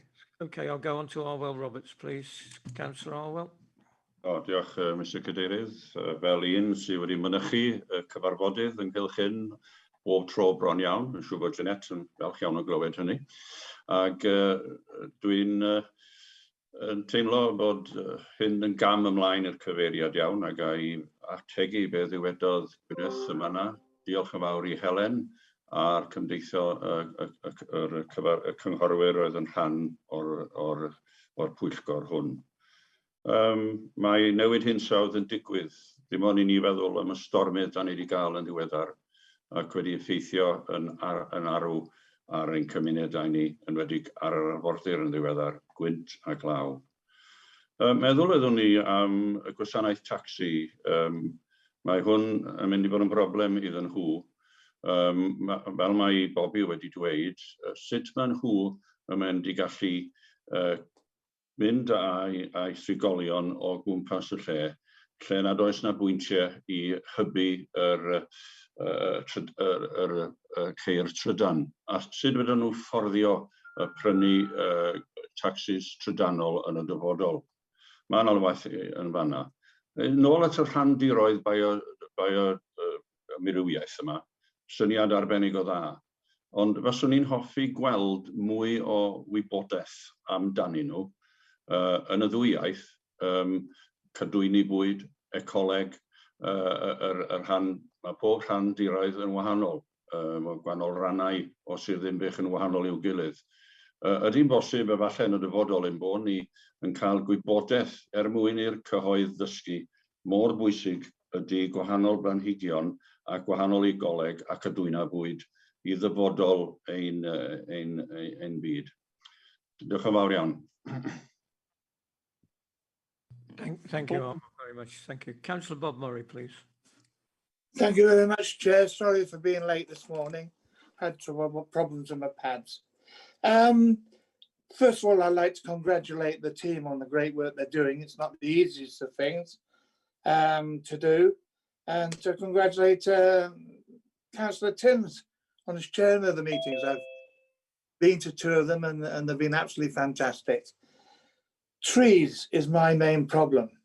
I've got nothing against planting trees. I'm all for it. But our maintenance problem in Denbighshire is dire.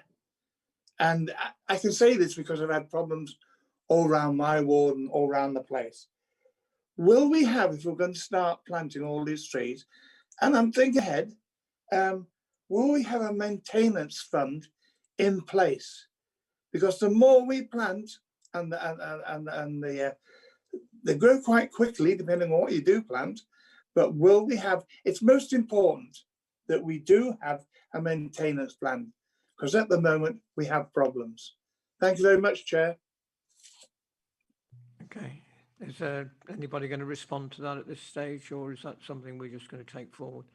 I can make a comment on it in as much as this exact issue has been raised with officers, the guys in countryside services, because it's an age-old issue of no maintenance, and not just in this particular case here from Councillor Murray about trees, but also we could stretch it into pathways, we can stretch it into cemeteries and everything else. That actually we have secured some funding for cemetery maintenance more that was in the last budget, so that's good. So yes, the point is accepted, Councillor Murray.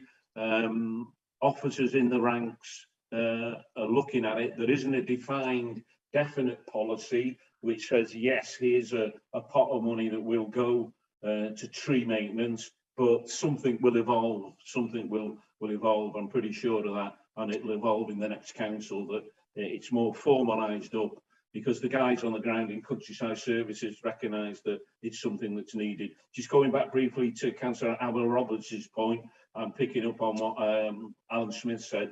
The technology with the EV charging will improve, and other elements of technology will come along. So I don't see us getting to the point where we can't get from A to B in an electric taxi. Thank you. Chair, could I just make one point as well, finally, that one of the things that's really impressed me all the way through is the way that in this hugely serious issue, people are not involved in point scoring, even though we're going to have a massive scrap outside this meeting over the next few weeks. But people are not involved in point scoring because it's such an important issue that our communities expect us to. And I believe that as a council, we have stepped up to the mark. And I've been very pleased to work closely alongside Brian Jones and Tony Thomas on this issue with the committee and so on. And it has been good not to be point scoring all the way through, because I think that would have harmed the effort. So thanks to you, Brian and Tony, as well. Yeah. I'm filling up here, Graham. I'm filling up. I'm reaching for the tissues. Yeah, thanks for that. Thanks for that, Graham. Can I just add about the tree officers, please? We, at the start of our council, we didn't have any, but we now have 3 in place. And we also have a tree package program, which we're trying to map all the trees in Denbighshire, which, as you can imagine, is quite a task, but we get them there with it. So things are looking a bit more positive than they have been in the past, shall we say. Thank you. Okay, thanks. Chair, could I make one final point? Because I think Councillor Murray has raised a very an important one, actually, and we've referred to it a little bit before it came up in an earlier meeting, is that we will need more of a different types of people in the council. He's right about trees. You know, when we plant a lot of trees, we'll need to employ more people to look after them. And that's absolutely right. And in the same way, we'll need more engineers who can build net zero buildings. We'll need people who know more about running electric vehicles. So we will need different sorts of skills in the council. And that's one of the things that Audit Wales asked us to think about in their report, was workforce planning for that different set of skills. So you raise a very important point, Bob, about in general, about changing the sort of skill mix in the council over time. And that will be important for us to think about that. Thank you, Chair. Okay, thanks for that, Alan. Thank you very much. Thanks everybody for that.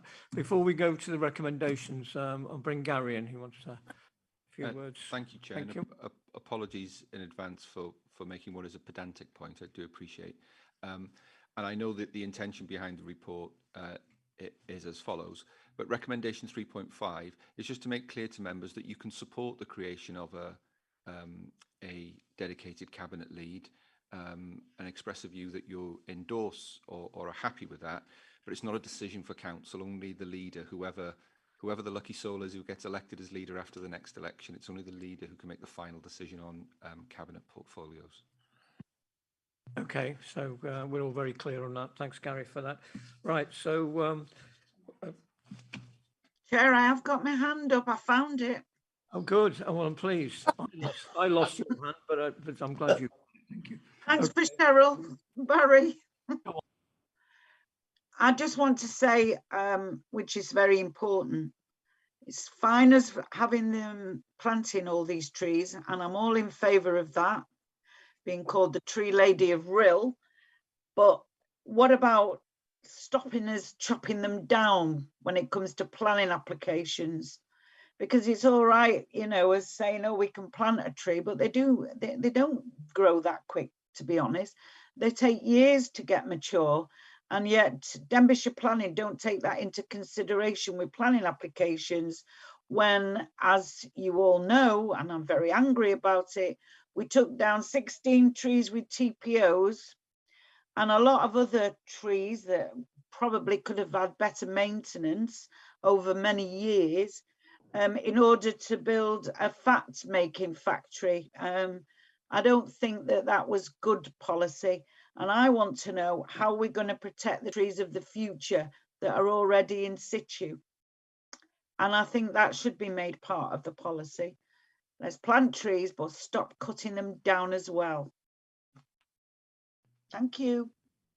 Thank you, Jeanette. Does anybody want to just come back to that before we go to the recommendations? Yeah, I'll come back on that, and I appreciate Councillor Chamberlain-Jones that she has been very upset about the planning application that resulted in trees being cut down. As the lead member for climate and also Councillor Tony Thomas, I didn't just sit and let all that happen and not look into it. I looked into it behind the scenes. I didn't turn it into a political football, mean that in the nicest possible way. I got the tree survey for those particular trees, probably because of the maintenance or lack of it. The tree survey tells me that they were in a poor state of health. I can't argue with that survey. I'm not an expert. Likewise, I can't go to the people that did the survey and accuse them of, you know, you put this report forward. It was an independent tree report on the former Crown Guard site. I couldn't challenge them. I'm not an expert, so I have to take them at their word. But you've hit on the right point, Jeanette, that going forward, the planning policy needs to be looked at, most definitely. And I won't say any more on that because I've said a lot about the planning policy in the last 12 months and the guidance.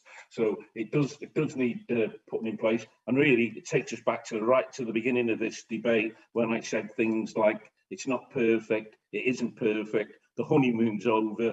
Here's a perfect example. It hasn't been great since July 2019. You've raised a perfect example. There's other examples in Prestatyn. The North Wales Trunk Road Agency chop trees down, and they do it correctly to the letter of the law, but it's still not nice to see trees being put down. So once again, hopefully the baton gets taken up in the next council, and this will be one of the points, one of the items that can be drilled into, and what can we do to stop it happening. Probably, I don't know, I'm not an expert, it'll come back to the maintenance that will mean that trees are healthier for longer, and we won't get what happened on that unfortunate incident at the former Crown Guard site. Thank you, Chair. Thank you, Councillor. I've got Gwyneth, Councillor, and then we're going to draw a line under it and we'll go to the recommendations, please. Thank you, Gwyneth. Ie, dwi jyst eisiau cytuno efo Jeanette. Ac mae'n bwysig bod yn polisïau ni yn cynllunio yn gwerthfawrogi cyfraniad coed. A beth di'r pwynt o gael TPO os dyn ni am dymchwel y coed. Felly cytuno efo Jeanette. Diolch. Okay, thank you very much for that. That was a very, very good debate, and it is ongoing. The whole climate and ecological debate and work will continue, and will continue way after probably after my lifetime, certainly. So we'll go straight to the. Can I just thank officers and all those involved with this report. I find it's a very, very interesting report. It's the State of the Nation Year 1, I suppose, for Denbighshire, so it is important, and it will build on in the future. Thank you very much for that. So can we have a proposer, please, and a seconder? Have we got? Yeah. Do you want to come forward, Brian, and propose Councillor Brian Jones. Yeah, if you can bear with us, Chair, I've dropped the boo-boo slightly with my charging function. Hang on, I'm just switching over. So the recommendations read as follow. 3.1, to note the progress made so far during year 1 of the strategy delivery. 3.2 is to agree in principle to continue the climate change and ecological emergency political working group into the new council. 3.3, to provide feedback on the draft plan approaching for inducting members of the new council after the May 22 elections onto this agenda. 3.4, that the committee confirms that it is read, understood and taken account of the wellbeing impact assessment at Appendix 1 as part of its consideration. And finally, 3.5, to consider the creation of a dedicated cabinet lead for climate and ecological change, as recommended by the Climate Change and Ecological Emergency Political Working Group. Thank you, Chair. I'll just bring Gary in for that one, because that was the one that he raised at 3.5 as.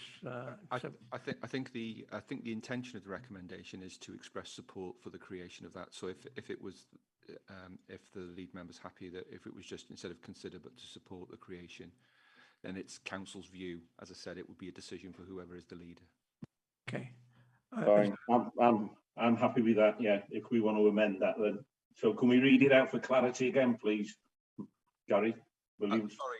Sorry. Yeah, I would just suggest that you remove the word consider and insert the word support. So to support the creation of a dedicated. Right, there we go then. So just for clarity, I'll read it out again. Then 3.5, to support the creation of a dedicated cabinet lead for climate and ecological changes, as recommended by the Climate Change and Ecological Emergency Political Working Group. It's on record. Thank you, Chair. Thank you, Councillor Jones. Do we have a seconder for that, please? I'll second. Thank you very much indeed. Are all in favour? Anybody against? Okay, well, thank you very much for that. That was a very, very good debate, very good, interesting. Shall we have, what do you think, 10-minute break? And we'll be back at 10 past, should we make it 10 past 12? Everybody happy with that? Thank you, members. 7, thanks for everybody returning, those who've been able to. This is the Council Tax 22-23 and associated matters. It's on page 93, agenda item 7, and we've got Councillor Julian Thompson-Hill and assisted by Steve Gadd, or is it the other way around? It's a well-known duo anyway in these matters. Yes, I don't know whether Steve would appreciate saying that he's assisting me, but there'll be reprisals later, probably. There probably will be, but I didn't say it, of course, so the reprisals will be against you, Chair. Thanks very much. Okay, thank you, diolch yn fawr iawn, Mr. Cadeirydd. We obviously set our element of council tax in our January meeting, as you'll be aware.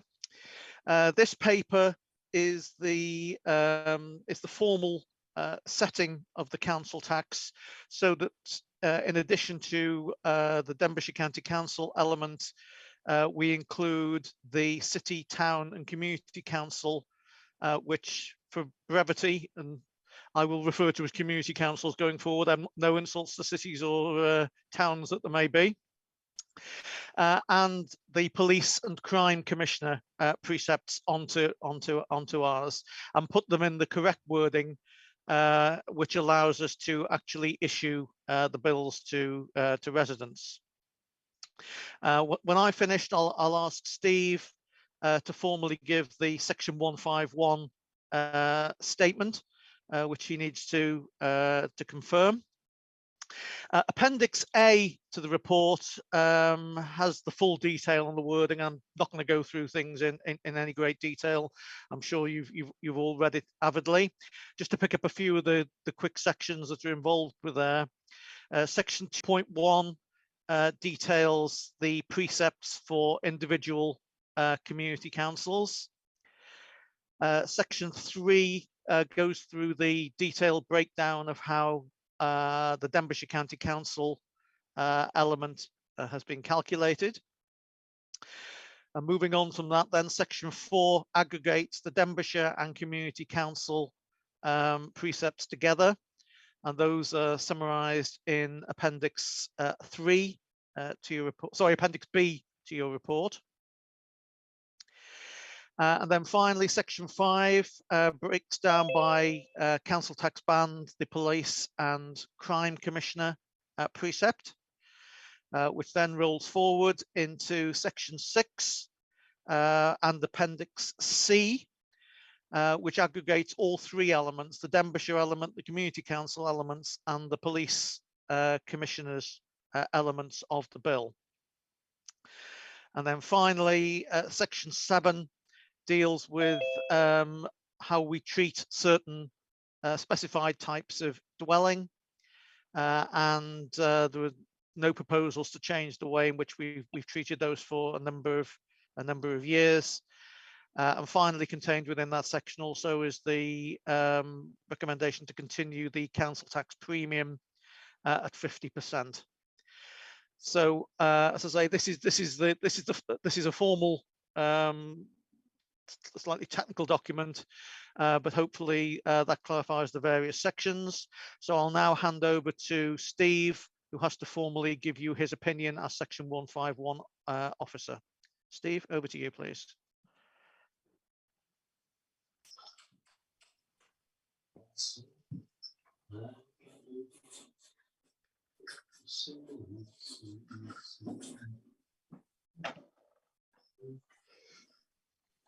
Are you there, Steve? He looks like he's trying to speak, but it's not.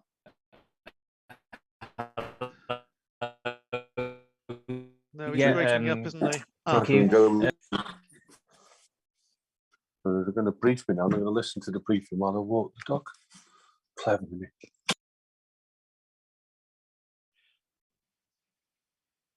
Okay, we don't seem to have Steve. You'll see in section 1.2 in Appendix A, Steve's section 151 officer statement in terms of the robustness of the budget estimates and the adequacy of reserves, and a formal highlighted area there about the resolutional. So hopefully, even though Steve hasn't read it out, that will be satisfactory. I'll ask Gary to confirm whether that's okay. Yes, I think Steve has included his advice in there. I think Steve's trying to leave the meeting and come back in, so he may be with us in a moment. We'll just give him a couple of minutes to see, see how he gets on.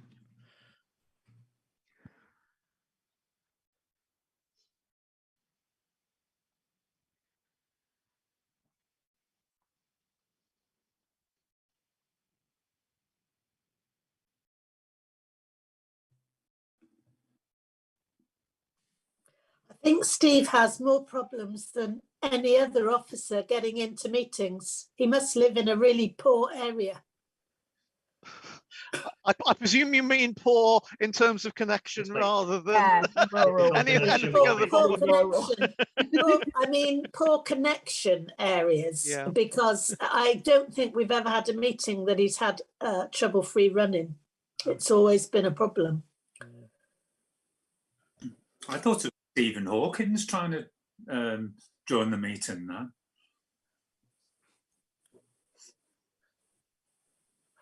I think if Steve does have difficulty, Chair, in getting back in, you do have his yes on pages 98 onwards in the pack. So you do have Steve's statement. Yeah, just for formality's sake, if Steve hasn't got back in, I'll just read it out for you. So Steve's section 151 officer statement: in accordance with the requirements of the Local Government Act 2003, the observations of the section 151 officer on the budget for 22-23 are required to be presented to members. A, robustness of budget estimates. The budget proposals for 22-23 contain a level of financial estimates. This is due to the uncertainty around the future impact upon the council of current economic events. A considered view has been taken on the level of funding that services require and on the amount and timing of efficiency savings. I consider the budget proposals for 22-3 to be sensible and robust. And B, in terms of adequacy of reserves, the level of general balances is stable, and I consider they are broadly appropriate given the financial risks that the council faces. Adequate general balances are vital to protect the council from unforeseen problems or in-year emergencies. So hopefully my having read it out on Steve's behalf will qualify, Gary. Sorry to interrupt, but Rhian, the Deputy Section 151 officer, is on the call as well. So if Rhian, so yep. Rhian, can you just reaffirm for us then in that case that that is what I've just read out is the case? Yes, I confirm that statement you've just written out. Would you like me to actually read that out again, or just confirm your statement? Hopefully your confirmation as Deputy Yes. Section 151 is sufficient. Yeah, you just confirm that the statement, that would be fine. Okay, thank you very much, Rhian. Okay, in that case, Chair, I'll hand back to you, and if there are any questions. Yeah. Are there any questions from members at this stage? I think it's pretty straightforward, this report. It's a procedural one, yes. No. Okay. So, Okay. as lead officer, do you want to read out the recommendations? And yeah, thank you, Chair. I'm afraid I do have to read out the recommendations on this one, seeing as it is a formal thing. So 3.1, it is necessary for the County Council as the billing authority to consider the precepts received from the Police and Crime Commissioner for North Wales and the City, Town and Community Councils and declare the council tax levels for the 2022-2023 financial year. 3.2, it is recommended that the amounts calculated by the Council for the 2022-23 financial year, in accordance with sections 32 to 34(1) of the Local Government Finance Act 1992, and alteration of requisite calculations Wales Regulations 2008, be as Appendix A, Section 3. 3.3, it is recommended that the amounts calculated by the Council for the 2022-23 financial year, in accordance with sections 34.2 to 36.1 of the Local Government Finance Act 1992, be as Appendix A, Section 4. 3.4, that the amounts of council tax for the 2022-23 financial year for each of the categories of dwellings be as shown in Appendix C. And 3.5, that the level of discount for classes A, B and C as prescribed under the council tax prescribed class of dwellings Wales Regulations 2004 be set at 0 for the financial year 22-23, with the caveat that this is dependent on no changes to legislation or local conditions. So that's a bit of a mouthful for us. okay, thank you very much. So we want a proposal for that. So I will move those, Chair. Yeah. Yes. And a seconder, please. Okay, thank you, Peter Scott. Okay, are we all in favour of the recommendations, please? Okay. Is there anybody against?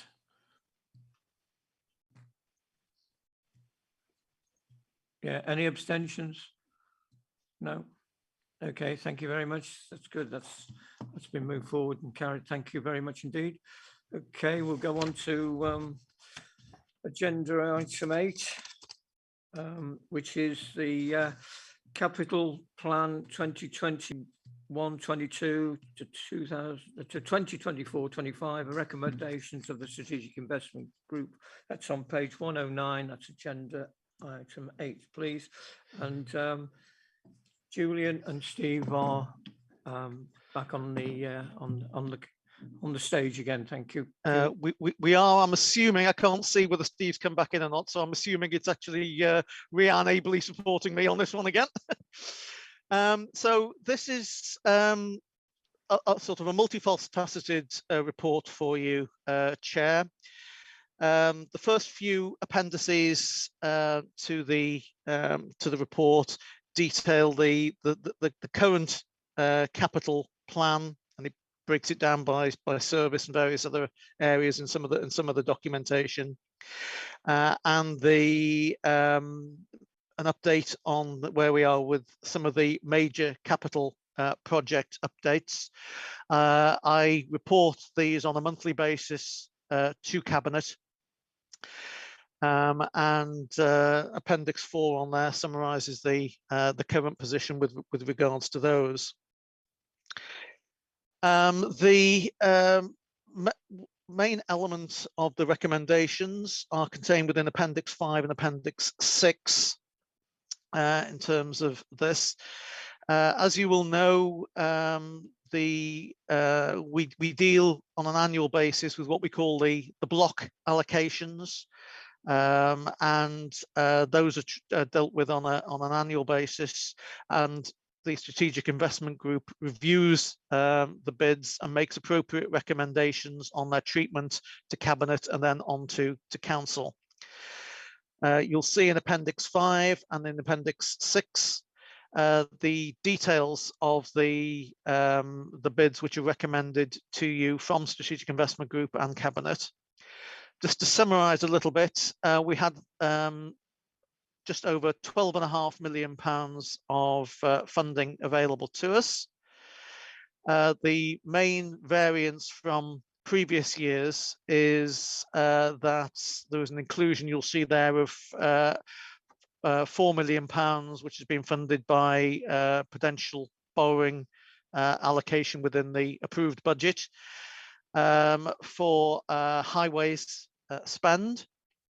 And you'll probably be aware that there was a reduction in Welsh Government's capital allocation, which we utilised for these block allocations. And again, as part of the budget proposals which were agreed, we put in a revenue contribution to allow us to potentially borrow to top up that shortfall. And that generates just shy of £3 million, which you'll see in the table in the report. The recommendations are broadly in line with what we've done in previous years' treatment of the block allocations, with the addition of the £4 million of highways spend. Section 1.4 on page 132 gives some of the detail on that. As I say, Appendix 6 gives the recommended allocations. Appendix 7, if I can draw your attention to that one as well, and I'm sorry it wouldn't be a finance report if we didn't have loads of appendices, details the capital strategy report for 22-23. You may well remember, and we're going to be touching on it in the next paper as well, that a number of the prudential indicators in relation to capital were stripped out of the overall Treasury Management Report and put into this new capital strategy report. The introduction to give some introduction and background. Section 2.5 to that gives some detail of the capital financing. Section 2.7 and table 3 is the estimate of capital financing requirement, excuse me, for the council, and with some estimates going forward.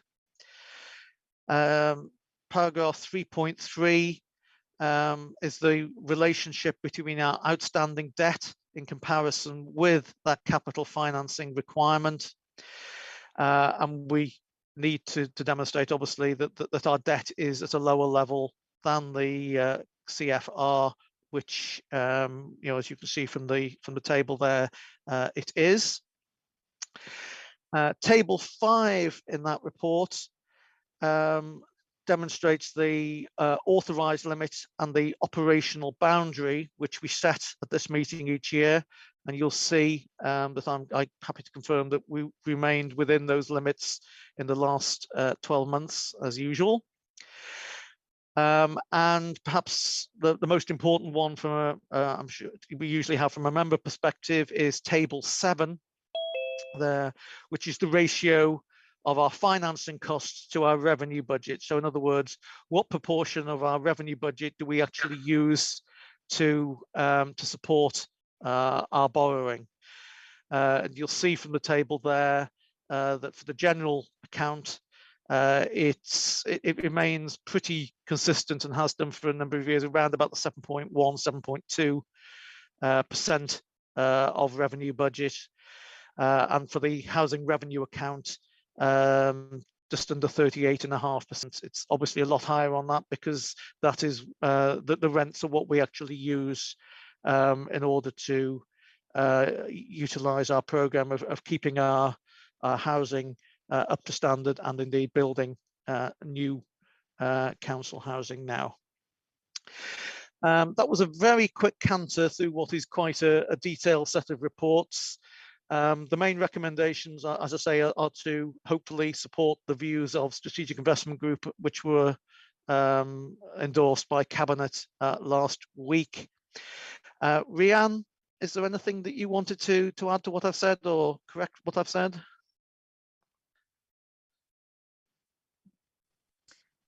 Certainly don't need to correct anything you've said. Nothing to add at the moment. Happily accept any questions. Okay, in that case, Chair, we'll go to questions if you're okay with that. I've got Councillor Christine Marston, please. Thanks, Chair. With regards to the allocation, there is mention of bridge structures and maintenance. What about Llanach Bridge replacement? What if the funding for replacement bridge is not met by Welsh Government? What is the plan of action for Denbighshire? Thank you, Chair. Okay, do you want me to respond, Chair? You may well be aware that we undertook 6 years ago, I think it was now, a full review of this of our bridge structures throughout the council area.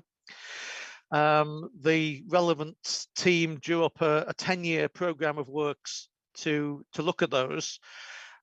We have carried that out for the last 5 years. The recommendation is we put the appropriate funding in for the 6th year, and I'm assuming in future years we will do 7, 8, 9, and 10. Now that's the normal sort of levels of looking at bridges. That obviously, unfortunately, Llanach Bridge has jumped ahead of the queue by departing. As you quite correctly say, we're in the process of building a business case to lobby Welsh Government to come to the party with regards to that particular one, because that would definitely be outside of this. It's not, that would need to be a separate bid if that situation changed with regards to what Welsh Government might or might not contribute. But Brian, as the service head lead member, might have some more up-to-date information than I have. Right, thank you for that, Julian. The position is we are working, the teams are working, the agents are working to put this robust business plan together, because that's the best route to get the funding from the Welsh Government. I know it's not answering your question, Councillor Marsden, but we need to ensure that that business case is as robust as it can be, and then it will be hard for Welsh Government to say no, and then we'll have the funding for the bridge. But jumping ahead of that, if we don't get the funding, it is a massive problem. It would have to come back to Denbighshire. It won't be in this, obviously, this council term. It'll be in the next council term, and that will be a serious matter for Denbighshire to contemplate. And is it feasible? Is it? I don't know. So the answer is, if Welsh Government don't come up with the funding, it's going to leave Denbighshire with a big issue to sort out, and obviously you'd have to go down the route of prudential borrowing, I would have thought, etc., etc. Yeah, yes, thanks, Brian. If I can just to wrap that up, I would say that obviously if it was either only partially or not supported in the fullness of time by Welsh Government. It would need then to go through our own internal processes in terms of the bid to be assessed alongside all of the other priority areas that we have to put capital funding into. It's not for me to prejudge how that will be done, but it is contained within the draft medium-term capital strategy, which is the long list, so to speak, of projects that we think might well be, requiring funding in the coming years. Yeah, and if I could just jump back in then, Julian, just to give Councillor Martin some reassurance, I'm fully aware of what the local feeling is with the bridge not being there. I honestly understand that. And so to use a real term, by hook or by crook, if we can't get it from the Welsh Government, we'd have to, as Julian said, put it through the process, and politically it would have to be fought for, and it's something that hasn't been handled on this scale before, and it obviously brings into question what plan have we got going forward on other bridges in the county, etc, etc. I know Julian's been through that, but we'll park it there for now. So that's my response. Thank you. Okay, thanks. Can I come back, Chair, please? You can. It's just that clearly, as the local member for Tremerchion, which is a community that has been cut off from the main sort of roads leading up and down the Vale, we clearly need that bridge back, and we do want an undertaking from Denbighshire that they will safeguard the funding, either from Welsh Government or from themselves, so that this bridge will be replaced. We're 12 months down the road and we're still waiting for a robust financial plan, which is brilliant, but we do feel to be taking our time, and I do wish the process could be speeded up and that we could get a plan into action so a bridge would be built to connect my communities again. Thank you. No, I do understand what you're saying, Christine. Okay, Steve's back. Yeah, Steve's back, yeah. So we'll Yeah. invite Steve in. Thank and you. a couple of other speakers after that. Thanks very much. Yeah, just very quickly, really sorry, my computer just failed completely, so I've had to reboot everything, so apologies for that. Yeah, I mean, Julian has actually touched on it.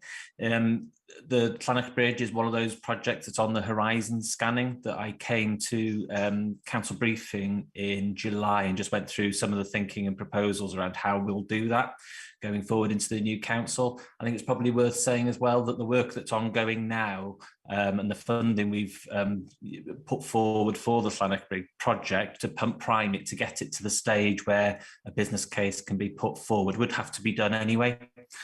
So that work, however it's funded, that business case work needs to be done, and that is being carried out now by the team, and we've given them funding for them to be able to do that that work. So it is it's definitely on the list of possible projects that may need to be funded along with lots of others, but it is there. Okay, so you're happy with that, Christine? Okay. Do we have roughly a timescale for that at this moment, when the business plan will be ready for presentation? Yes, I was on the ball with that. I was chasing the officers the week before last. It's going to be summer, autumn. It's drifting a little bit, but it's got to be done right. It's got to be a robust plan. I've already said it, but I'll say it again. It's got to be a robust business plan that the Welsh Government cannot turn around and say, no, we're not going to fund it. Easier said than done. Yeah, thanks very much for that, Brian. Councillor Bobby Feely. Thanks, Mr. Chair. Yeah, I was just curious. Obviously, I can understand Christine's absolute frustration, but I remember a couple of years ago, just outside Ruthin in Frewell, a bridge got badly damaged by storms, and it was actually replaced. I just wonder how we could afford that, but this one is causing problems, and that's one question. And the other question is, I notice it's a grade 2 listed bridge, this one at Llanach, and surely that is there nobody who deals, is there no grant situation in terms of a grade 2 listed bridge that could help to fund the replacement of this bridge? Yeah, not familiar with the bridge you're referring to, Bobby, further upstream, but CADEIRYDD obviously were notified of the Llanach Bridge immediately when it was unfortunately washed away. It's in the sidelines, anything that might come from them. There's nothing I'm aware of that's concrete, and so it leaves us with those two options without repeating myself: Welsh Government and in-house at Denbighshire. I was just really, I guess I was asking if any exploratory work had taken place in those terms as yet, and maybe Well, Steve again, might very know. briefly, because we're eating up time here. There's been a lot of work done. There was a lot of work done on Llanach Bridge virtually from day one. A lot of scoping work, a lot of detailed high-level design work, and so. No, I didn't mean on that. I meant on the grade 2 listing side of things. You know, sometimes it helps. Yeah. The officers concerned went straight to CADEIRYDD, and nothing concrete came back. Okay, all right. Yeah, thank yes. you. If I can just confirm, because we had a similar situation with another bridge some years ago, which was also listed, and CADEIRYDD were not able to provide any financial assistance towards it. So how come we could do the one just outside Ruthin in Frowell? Does Steve know? Yeah, from memory, I mean, the trail one, I live in Gellivor, so I know that one well. Yeah. But from memory, the Shrell one was funded from the Flood Relief Fund. It's a lot smaller bridge than this one. I think the problem with this one is the work that's needed. The structural works, the engineering works are massive to actually put this in place and to make it sustainable. Okay. It's certainly not doable, and those plans are being developed now, but it is a lot bigger job, I think, than the Shrell one. But the way that, because there's a bend in the river, and that's going to have to all be engineered, and it's quite a complex. So it's particularly difficult. proposal. All right. Okay. All right. Thank you. Okay. Thanks very much for that. Bob Murray, please. Yes, Chair. I can understand Christine's concerns and frustrations, and I don't think this is going to be over and done very quickly. Is there no way of putting a non-permanent bridge, i.e. army-type Bailey bridge, until this is done? Surely that'd help. Thank you, Chair. Yeah, I could answer that one, Chair. You may be aware, you may have seen it in the media. Again, Councillor Murray, this was one of the first conversations after the bridge went. There's actual territorial army gear up in Mochtra. It sounds oh so simple, doesn't it, to throw a bridge across there? But actually, when you go into the nitty-gritty, there's legislation that prevents you from doing that, and it was actually raised in the House of Commons by the Vale MP. It's not as simple. You can't do it. You can't chuck a military type bridge in place for use by the general public. So that's where we are with that. And another governing factor on this is when the bridge is replaced, it will be replaced sort of cosmetically, like for like. The span will be bigger. That means that even with a territorial army type bridge, a military bridge, you'll be going on to land that Denbighshire doesn't own. And therein lies another element of this replacing the bridge, that you've got to go through negotiation of potential land purchase to actually get a bridge across, whether it can't be military because of the regulations, but a permanent fixed bridge. It's not a simple solution as it first appears. Chair, I understand it's not as simple in any way, but are we looking at anything else that we could put across if it's not a Bailey bridge? Well, again, I'm not the technical expert, but if you look why the bridge was washed away, the foundations are not suitable, weren't suitable, and that was proven by the fact that the velocity of the river, which increased because the swerve in the river disappeared over time, the meander. When you put something back there, you got to get into that and lots of other technical details. And the foundations of what will be the new bridge will have to be to a technical specification, and they can't just plonk them where the old bridge was that was built in the 18th century, whenever it was built. I quite understand that, Chair. I really do. But I'm just thinking about Christine and her residents, you know, there must be something that can go. I mean, I don't know how many months it's going to take to do. Could be 6, could be a year before this thing's done. Surely there's something that can go across there in the meantime. I'm convinced there is. You know, I've seen bridges in the army go up. I've seen bridges go up all over the place. I've worked on them. But I don't see why we can't get something that's non-permanent to go on there. Thank you, Chair. Can I bring you, okay, we've had this discussion about the bridge, but actually what we're looking at is the overall capital plan. So can I just bring you back to that? It's very clear that there is ongoing work. It's not going to be a simple, it's going to be quite a challenge by the sounding. It's not going to be done simply overnight. So we have to go with it and just see how we go. So can we bring you back to the agenda item 8? And if there are no other questions, I'll ask Julian to go to the recommendations, please. Okay, thank you very much, Chair. So 3.1, the members note the latest position on the 21-22 element of the capital plan and the update on major projects. 3.2, the members support the recommendation of the Strategic Investment Group as detailed in Appendix 5 and summarised in Appendix 6. 3.3, the members approve the 22-23 capital plan, and 3.4, the members approve the capital strategy report for 22-23 as detailed in Appendix 7. I would so move. Okay, you're putting that forward. Is there a seconder for that, please? Thank you, Peter. I think okay. Everybody in favour? Yeah. Any against? Abstains? No. Okay. That's been moved forward, and thank you very much for that. So we'll go on to agenda item 9, which again is Julian and Steve, and this one is the Treasury Management Strategy statement TMSS 2022-23 and potential indicators 2022-23 to 24-25 Appendix 1. Okay, Julian, if you want to come in on that one, please. Okay, thank you very much, Chair. As you say, this is to approve our annual Treasury Management Strategy statement.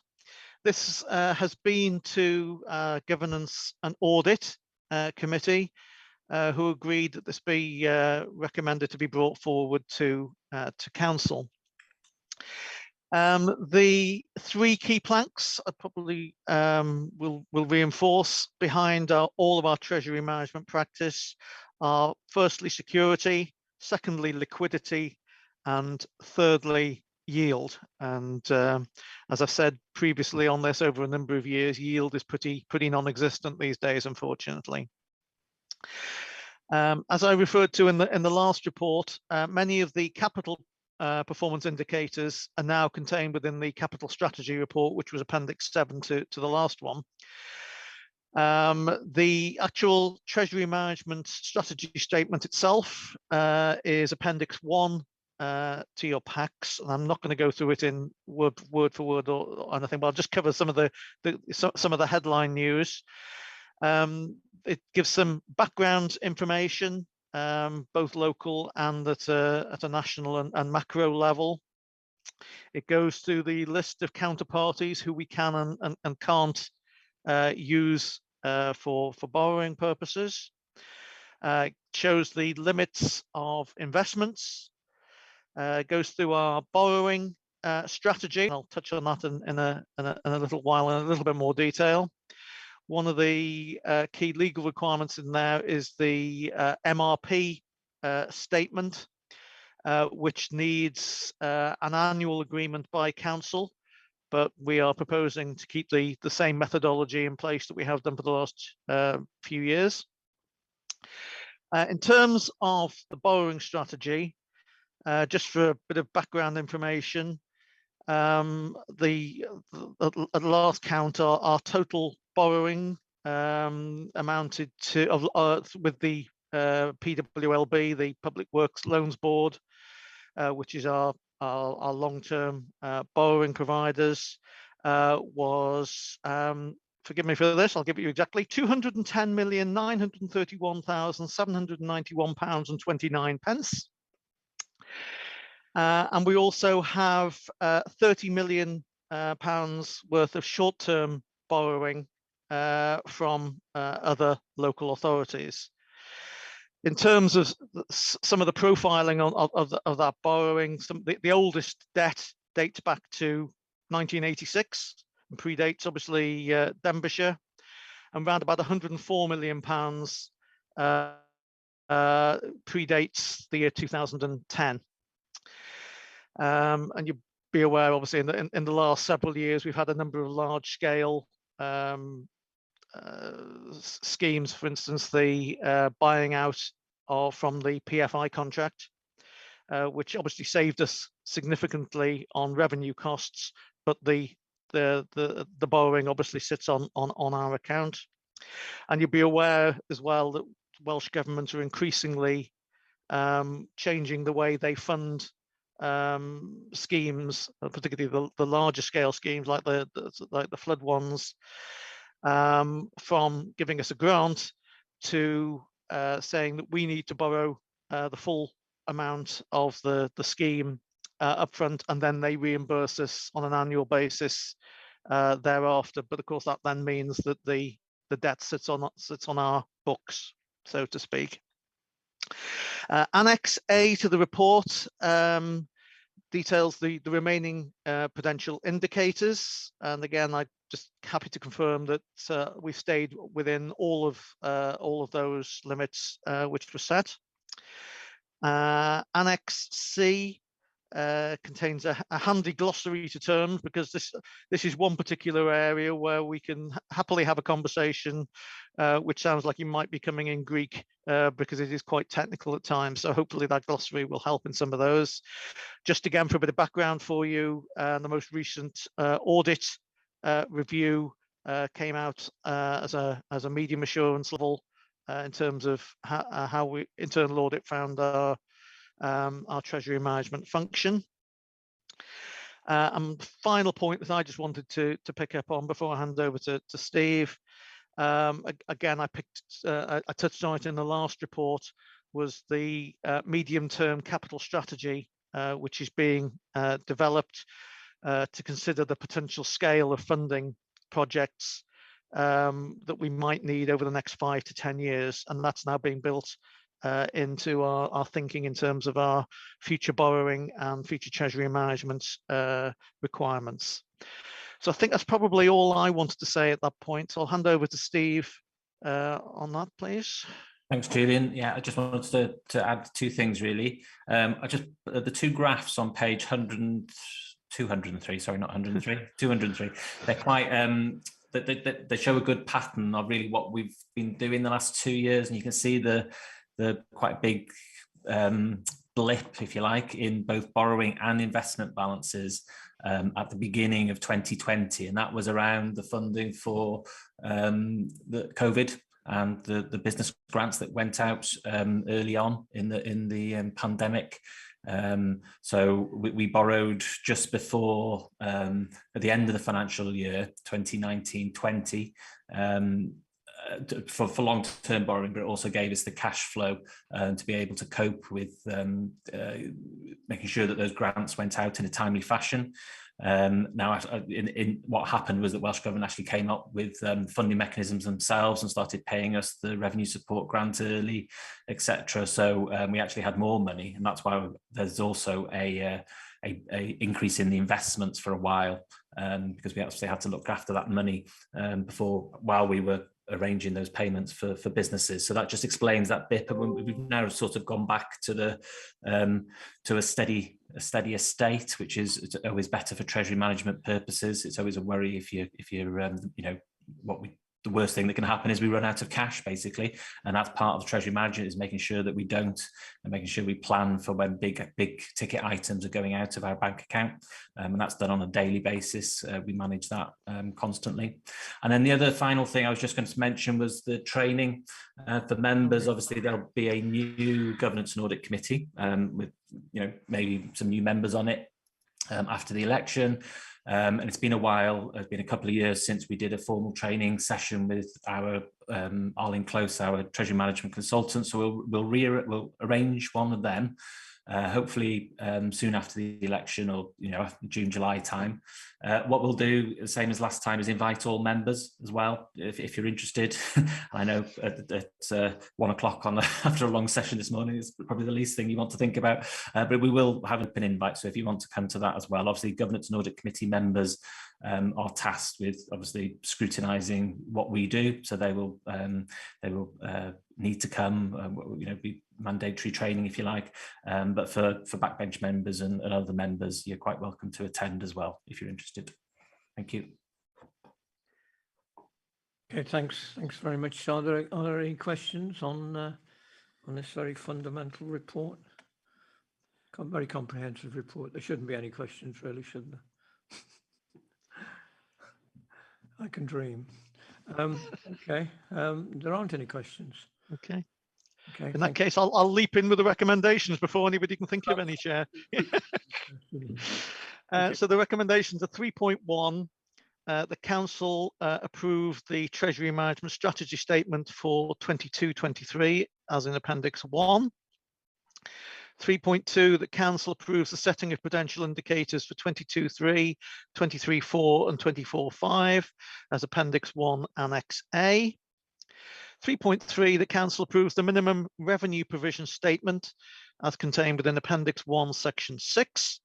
And 3.4, the council confirms it's read, understood and taken account of the wellbeing impact assessment in Appendix 2 as part of its consideration.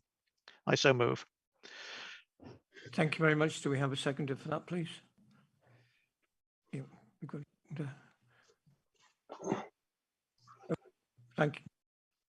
Thank you, Martin, for that. Okay, so right, okay. Is everybody in favour? Yeah, okay. Anybody against? Any abstentions? Okay, thank you very much. That's been moved forward. Thank you. Okay, we'll now go on to agenda item 10, which is on page 227, which is the role of the diversity champion. And I think leader is going to speak on this. I think Harry's going to, I think, as well. Thank you. Thank you, Chairman, and I'll be pretty quick on this one. This follows a report. This is a follow-up report to a motion that went to full council in December.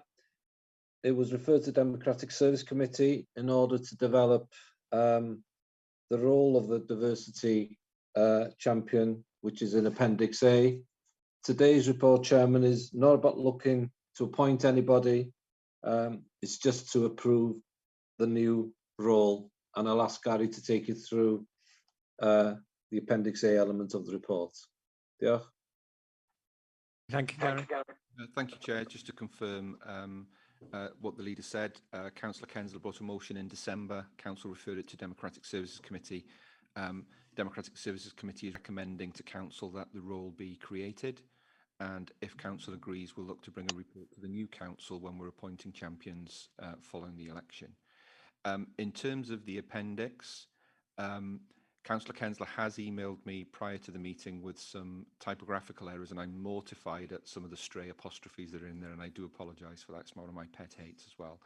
But essentially, the role description has been drafted to mirror as much as possible the role descriptions for the other champions that we have, such as carers, learning disabilities, homelessness, young people, etc.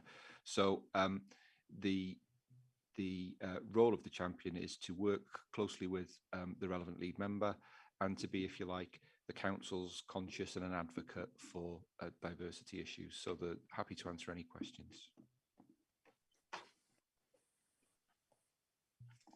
Gwyneth, do you want to ask a question? Diolch yn fawr iawn, Mr Cadeirydd. Nes I awgrymu dyle bod ni yn ychwanegu, and I ddeud o'n Saesneg, to encourage more participation in council matters by the diverse communities and to encourage people from diverse communities to stand for elections. I would just...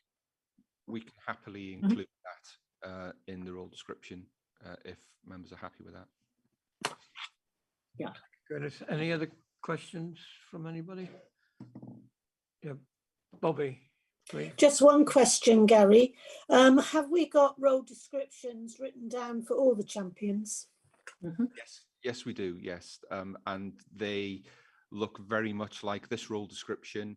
They're fairly generic with just the odd bullet point relating to the specific service area, but we do have for each of the champions. Okay, thank you. Councillor Mark Young, please. Chair, just a quick one. So really great role, but it's quite complex. I just wondered, would support and training be offered for the role, please, Gary, in the future? I'm sure it will, but just like confirm if so, please. Yes, the WLGA are currently working with the Heads of Democratic Services Network on a range of training materials to be provided to local authorities after the election, and we're currently working with Councillor Richard Maynon on what that plan will look like. Equality and diversity will be one of the topics that WLGA will be producing, if you like, common materials on for people to use, and clearly we would want to support the diversity champion in being able to fulfill their duties. And there will be as you know, council approved previously the creation of a new group to monitor and encourage the council in all of its work around equalities and diversity. And this champion will obviously have a role to play in liaising with that group too. Okay, Jochen Bow, Chair. Thank you, Gary. Jochen Bow. Thank you, Gary. Okay, no more questions. So, Leader, would you like to read out the recommendation, please? Yes, thank you. 3.1, that council approves the creation of the role of diversity champion in accordance with the role description set out in Appendix 1 with Gwyneth's sort of suggestions, extra suggestions there. Okay, thank you very much indeed. Do we have a seconder, please? Yep. Thank you for that. Are we all in favour? Yeah, everybody in favour? Anybody against?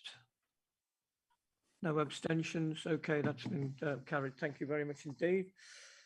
Okay, we now go on to agenda item 11, which a motion called by Councillor Brian Jones. So I'll ask Councillor Brian Jones to put his motion forward, please.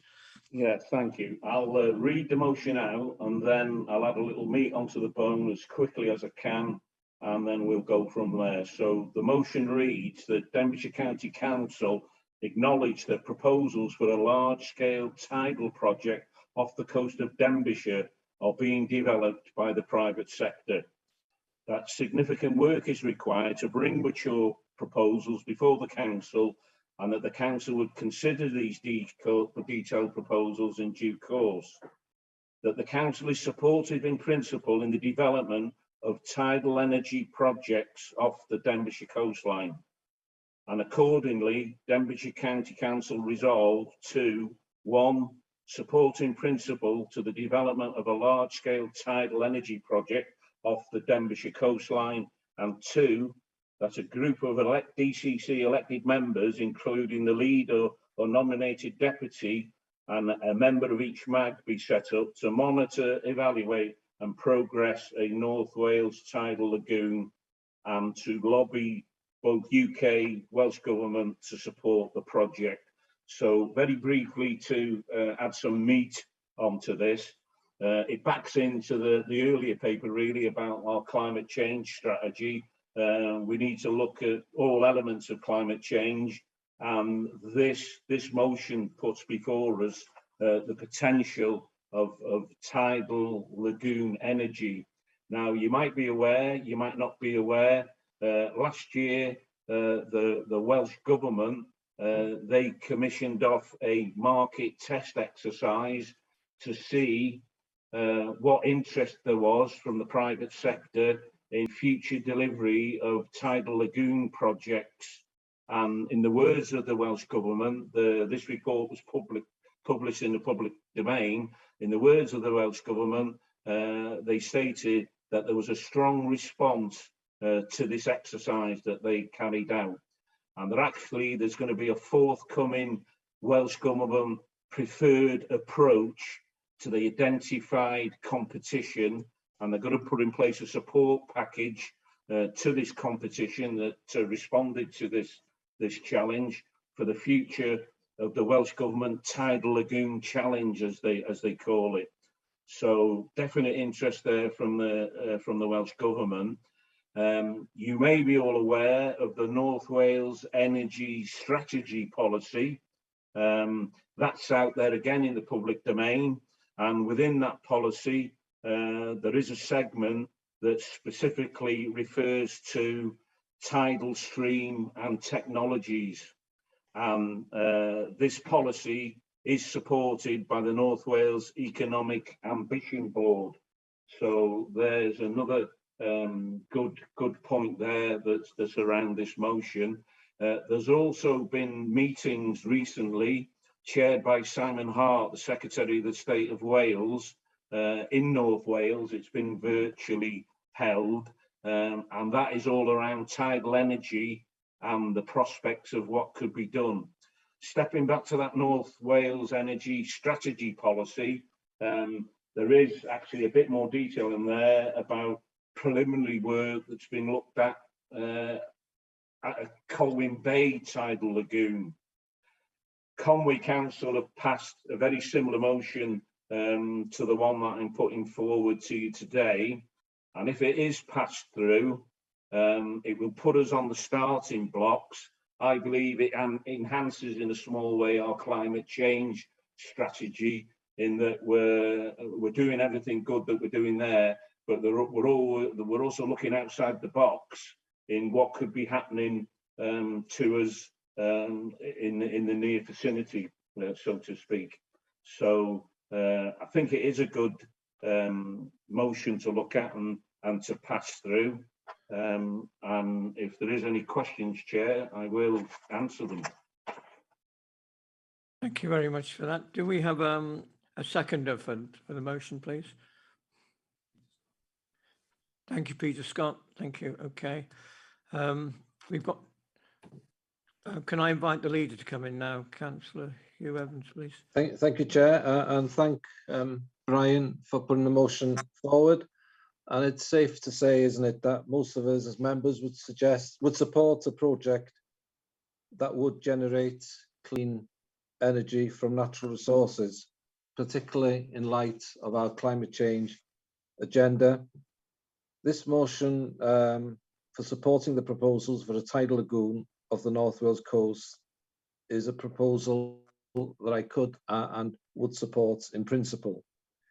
But it has to be noted, this is a large and complex project, and we are still not clear as to what the pros and cons are for us here in Denbighshire.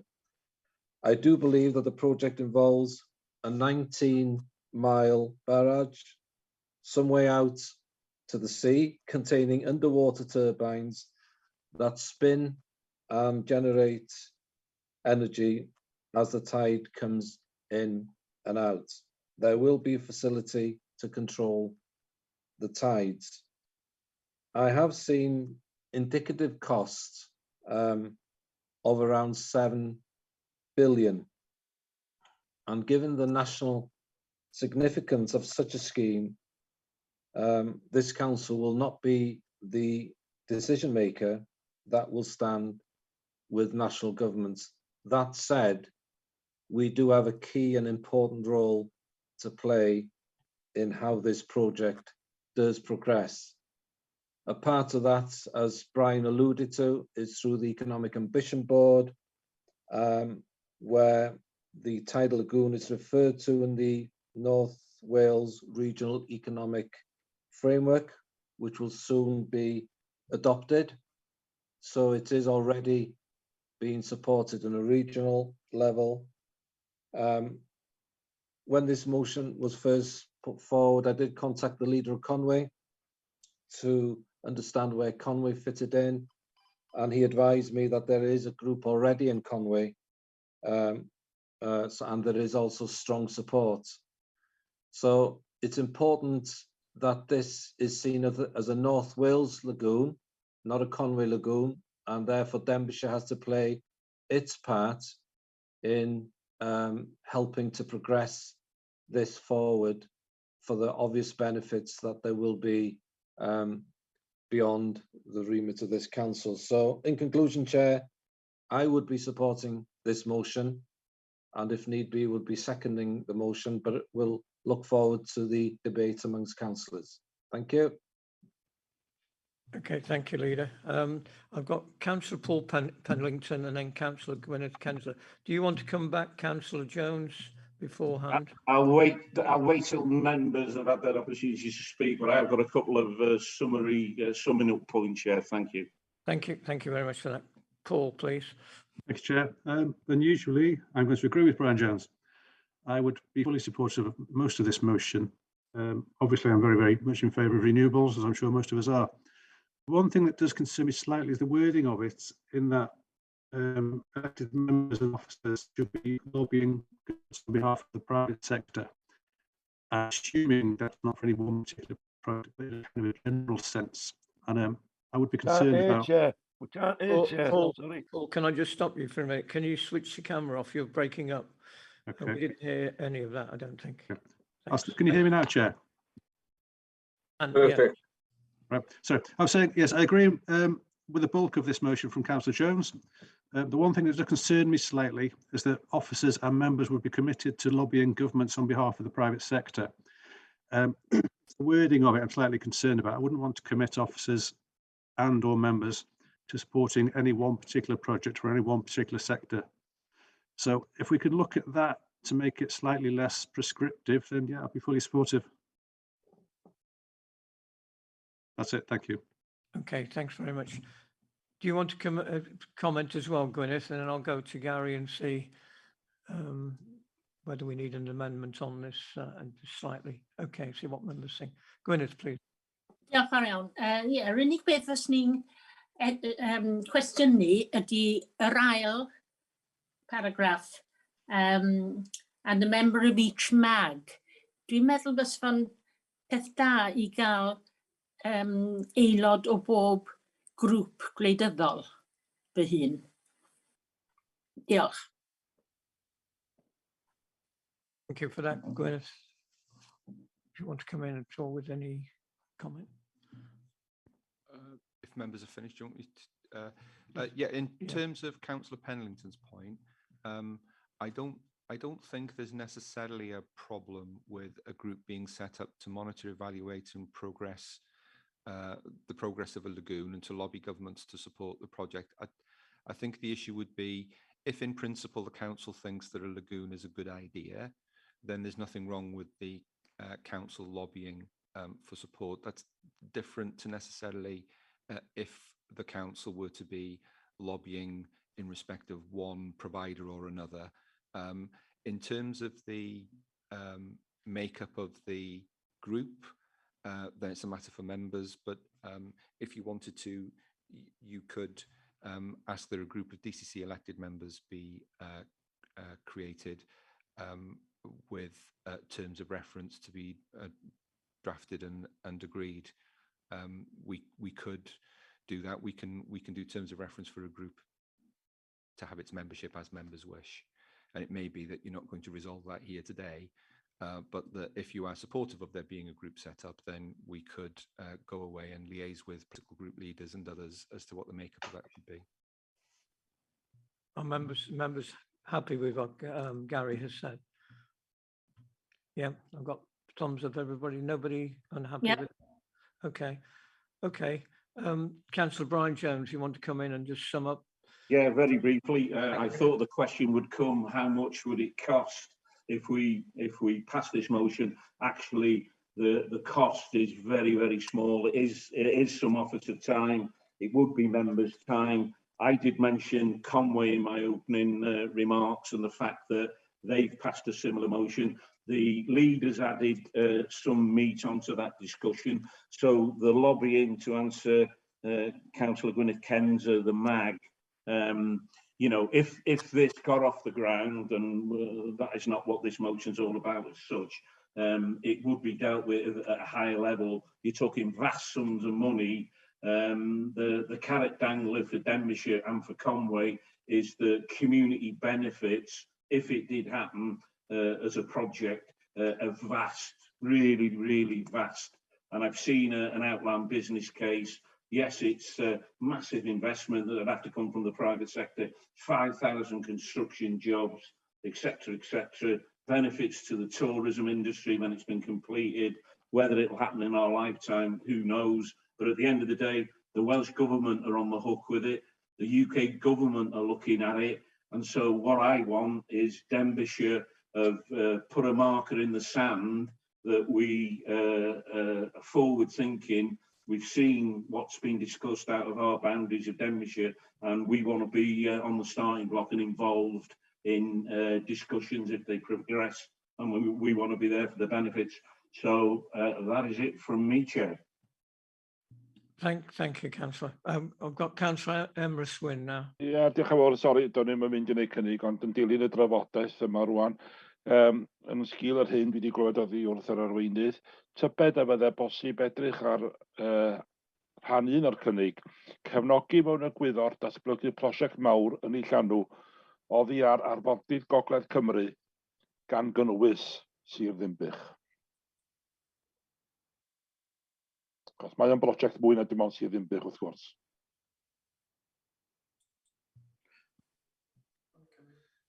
Yes, it's up to member. Yeah, I think. Sorry. You're on mute, Gary. It's a trick of mine. Yes, I think I don't think it's necessary to amend the wording for that to be the outcome. Clearly, what's intended by this motion is an in-principle support and authority to set up a group of members. So if Councillor Emrys Wyn wants to move that specific amendment, then we'd need to move it, second it, vote on the amendment, and then vote on the substantive resolution. What I'm saying is I don't think it requires it. Wel, yn sgil yr hyn ydych chi'n dweud, Gary, medra i dderbyn eich argymhelliad chi, dwi'n derbyn yn un llwyr, ond meddwl fysa fo'n neud am mwy clir oedden ni, ond fysa ni'n mynd pwyso'r beth. Os mae'r cynnig Cynghorydd Jones yn hapus i newid, da ni'n angen negleisio, ond mae fyny at y fo, ond dwi'n meddwl fod y geiriau'n angenreidiol. Wel, os ydy'r Cynghorydd Jones yn hapus, neu'n newid yn hapus efo. Yeah, and if Councillor Emrys Wyn is happy, I'm entirely happy here in sunny Rhyl. Thank you. Thank you very much. I've got the leader wants to come back in. Please. Yeah, thank you. Just responding to Emrys's suggestion there, we're just representing the views of Denbighshire here, and it's important that those views are put forward to the regional basis, but the North Wales approach is coming through the regional economic framework of which we are a part. So that's going to be moved at some point in the Ambition Board, probably in the next council now. So the North Wales approach is covered from that. We're here representing Denbighshire. So if you're minded to support the motion, then our position is very clear on a regional basis, which is what this is about. Diolch, Emrys. Okay, thank you, leader. Right, we've had the motion, we've had it proposed, we've had it seconded. Are we all in favour of supporting this motion, please? Okay, yeah, okay. Any against? No absentees or abstentions? No. Okay, thanks very much. So that's been passed. We go on to agenda item 12, which again is a notion of motion put forward by Ellie Chard. So Councillor Ellie Chard, please, if you could come put your motion forward. Yes, afternoon everybody. I wasn't sure if we'd get to this stage, so thank heavens we have. On behalf of the Labour Group, I am seeking financial support from Denbighshire County Council to assist YMDDIHEURIADAU to build a hydrotherapy pool for the severely disabled pupils there. The school does not have enough money to complete the project, and every year the pool isn't built is a year of lost learning for the most vulnerable young people in society. Plus, provision for the most disabled in Denbighshire is lacking. That's my motion, and then shall I carry on with my little blurb and then seeking support from everybody? Okay. So Please, somebody you wanted. No, Somebody can- wanted. Shall I continue? Yes, Chair? please. Yeah. Yes. Okay. Okay. The governors have been trying to raise funds for a pool to be used by their pupils. At present, the school transports only 5 pupils to the nearest facility, which is Ysgol Cyngor in Flintshire once a week. By acquiring a pool situated at the Fort Derwin site, where the majority of the pupils with these requirements are educated, plus the carbon footprint would be reduced as there'd be a shorter travelling time. If we didn't, or it was situated somewhere else in the county, the wheelchair users experience freedom from outside of their chairs, encouraging their muscle tone, digestion and circulation. The school has been saving for 5 years during the time I've been a governor there, and has currently £250,000 towards it. To get the building and the pool, the approximate cost is £550,000. Now, to be fair to the school, they have been in contact with the Steve Morgan Foundation, who were going to support the school if Denbighshire County Council also contributed towards the project. The original plan was to sink the pool in the old school hall floor, but County Council on inspection felt the fabric of the school was not suitable for the degree of moisture. So a new purpose-built building is needed. Being an LEA governor for nearly 5 years, I feel that in reality, we need help for the youngsters and adults in the community with a disability. Denbighshire is only one of 3 counties in Wales that does not provide this therapy for his pupils or the community.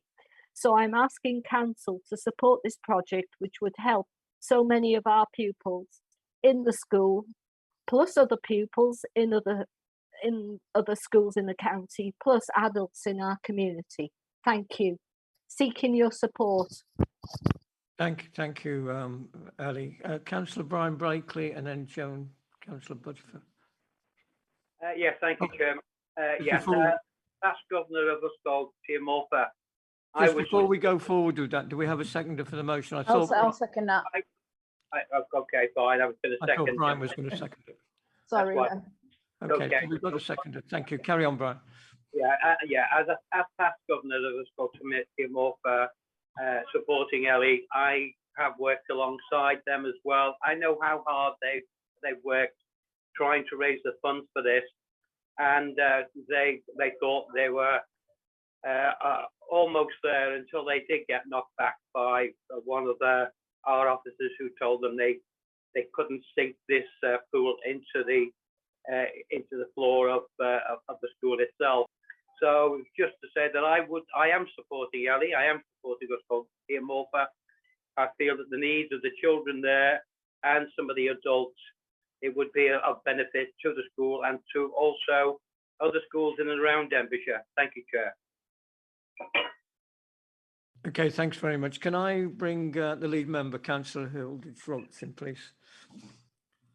Thank you, Chair. And thank you, Ellie. I know you're very passionate about this, Ellie. I remember the first time I met you in a scrutiny meeting before you were a councillor, and you were bending my ear in those days as well. So thanks very much for the motion.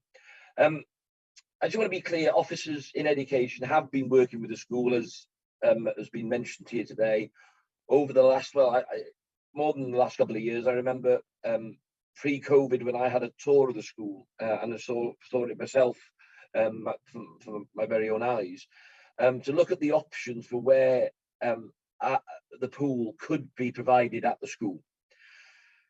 And the real challenge is it's not like buying a hot tub and dropping it in a room. It is far more complex, and the effect it has on structures, etc. So we need to make sure that the option for the school is right, both in the short term, because to meet the needs that's there now, but also in the long term, because anything that does get installed has to be right. It can, I don't want it to have a detrimental effect on the structure and the building, and then become a liability then for the school and Denbighshire going forward. So the planning is key to this. As I say, I know that there's a scheme being looked at by officers, and they're working closely with the school what is needed. So what I would suggest, a bit like I did with the previous motion on Prestatyn High, that we were to amend the motion to ask the Modernising Educational Board to have a look at this and looking at the investment and see what the school can afford and what options can be put forward to support the project going forward. So in a way, I'm looking for an amendment because I know there's many priorities in schools for investment, and honestly, I'm not becoming a soft touch by pushing everything to the motions that come here, but I don't want to bat them away. I want to make sure that we look at everything open and transparently. And it's really important that the needs of children with disabilities are met within Denbighshire where we can. So that's what's my aim. So what I'm suggesting, Gary, or I'm sure you can probably articulate it better than me, Gary, is that we have a paper, look at the funding options, put it to Modernising Education Board, and then they recommend from there, if possible. Thank you.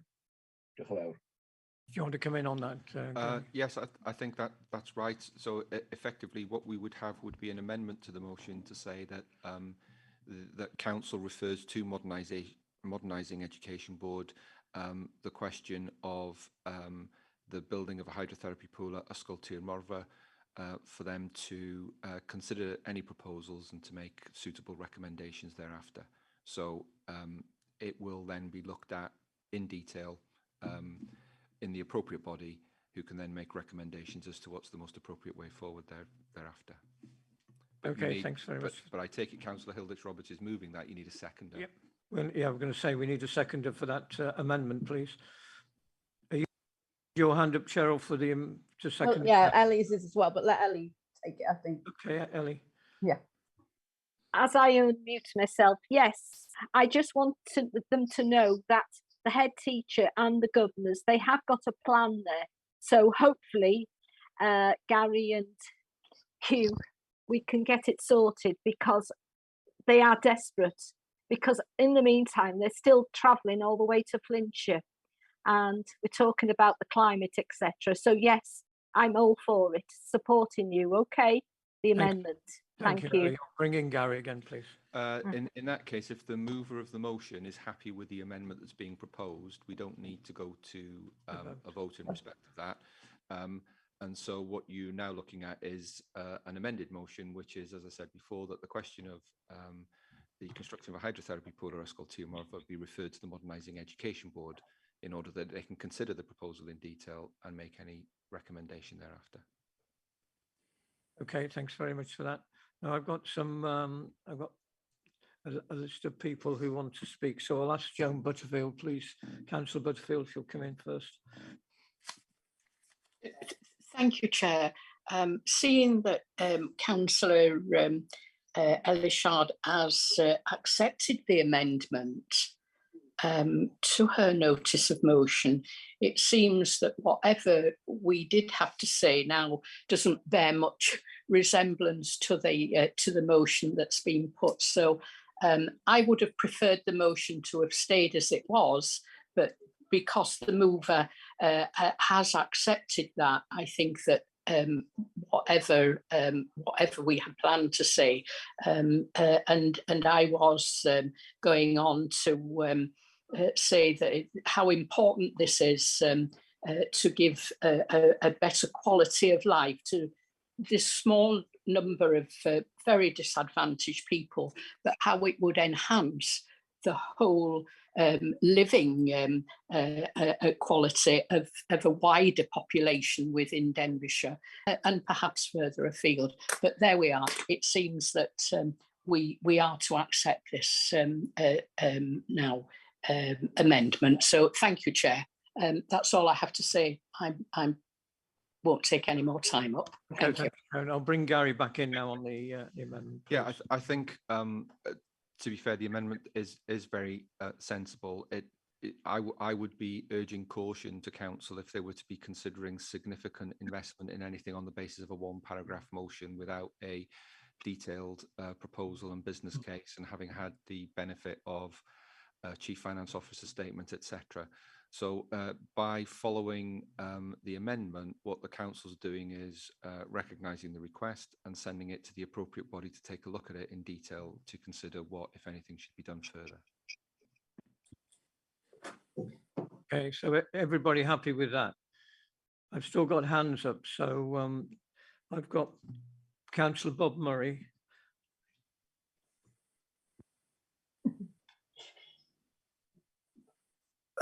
Thank you very much, Chair. I'd like to say I do agree with what Councillor Jim Budfield's just said. But what a fantastic motion. And respect to the school, I mean, raising 250,000, that's a lot of money. And I'll be supporting this all the way, Chair. Thank you very much indeed. Thank you, Bob. Councillor Julian Thompson-Hill, please, Julian, if you'd like. Yeah, thank you very much, Chair. I'll be very brief. Mine was just a general point rather than specific to this particular motion. We've had a number of motions that have come in of late, which have been requesting various things in terms of capital, which is sort of going around the processes that we have in place to prioritise schemes for capital. As I've said on a number of occasions in this meeting, we have got a developing medium-term capital strategy. Members are perfectly entitled to feed schemes into that. I'm putting words in Steve's mouth here now, probably. We have a similar process now in place as part of the budget for revenue requests, and I don't think it serves us very well as a council to be bringing notices of motion asking for money without a business case, and then all we can do at full council is say, well, we need to put it through the appropriate process. It would be better to put it through the appropriate process first, is what I'm trying to say, and I think we probably need in the new council some sort of regulations in place as to what what we can and can't do, because otherwise we just constantly look as if we're kicking things into the touch. So it's just a plea, really, that full council is not a place for making a bid for whatever it may be, capital funding. We've got processes in place for that. Thank you, Julian, for that advice. It's very helpful. Councillor Cheryl Williams, please.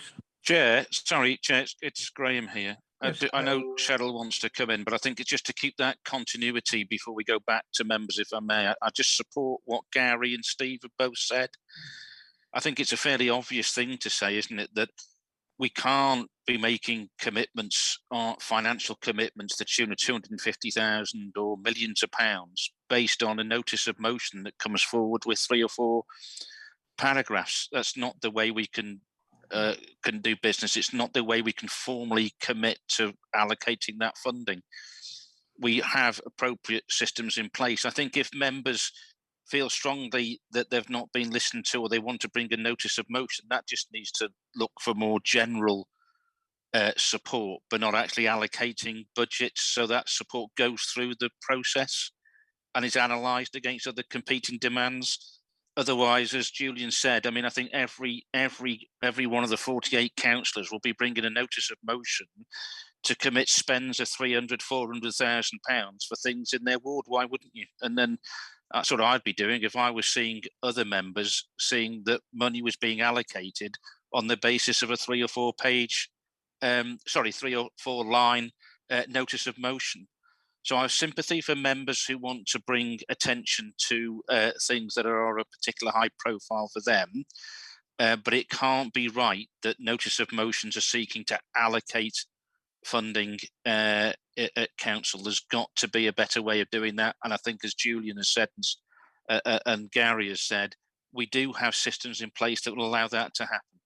And if members are confused around that or unsure what they are, then they need to come and speak to myself or Gary or Steve or indeed Julian as lead member, and we'll help support you in terms of getting your project considered through the appropriate channels. Thank you, Chair. Thank you, Graham. I think I think many of us would agree with the sentiments of you and Julian, so that's fine. I've got Gwyneth Kensler, please. Oh, Cheryl first. You were next, then Gwyneth. Cheryl. Thanks. Yeah, I just wanted to support Ellie on this. I know how long it's been going on myself. I've been parted to some of the fundraising they've done. I think I can commend them on that they've raised an incredible amount. But I do think this is really much needed, and I'd like to see the children of Denbighshire that do need this sort of thing to be allowed to use it, and I'd like to see it happen very soon if we can. Thank you, Ellie, for bringing it to our attention as well. Okay, thanks, Cheryl. Gwyneth Kensler, please. Ie, fel rwy'n sy wedi bod yn gadeirydd ysgol Plasfron Dyffryn yn Ninbych, dwi'n ymwybodol iawn faint mor werthfawr ydy hwn. Ond un o'r pethau bydd rhaid wneud yn y cynllun busnes ydy beth ydy'r cyfalaf. Mae hwnna mor bwysig, ac fel o'n i'n wastad yn pregethu hwn yn y 90au pan o'n i'n trafod prosiectau. Mae'n rhaid cael be di yr cyfalaf. Diolch.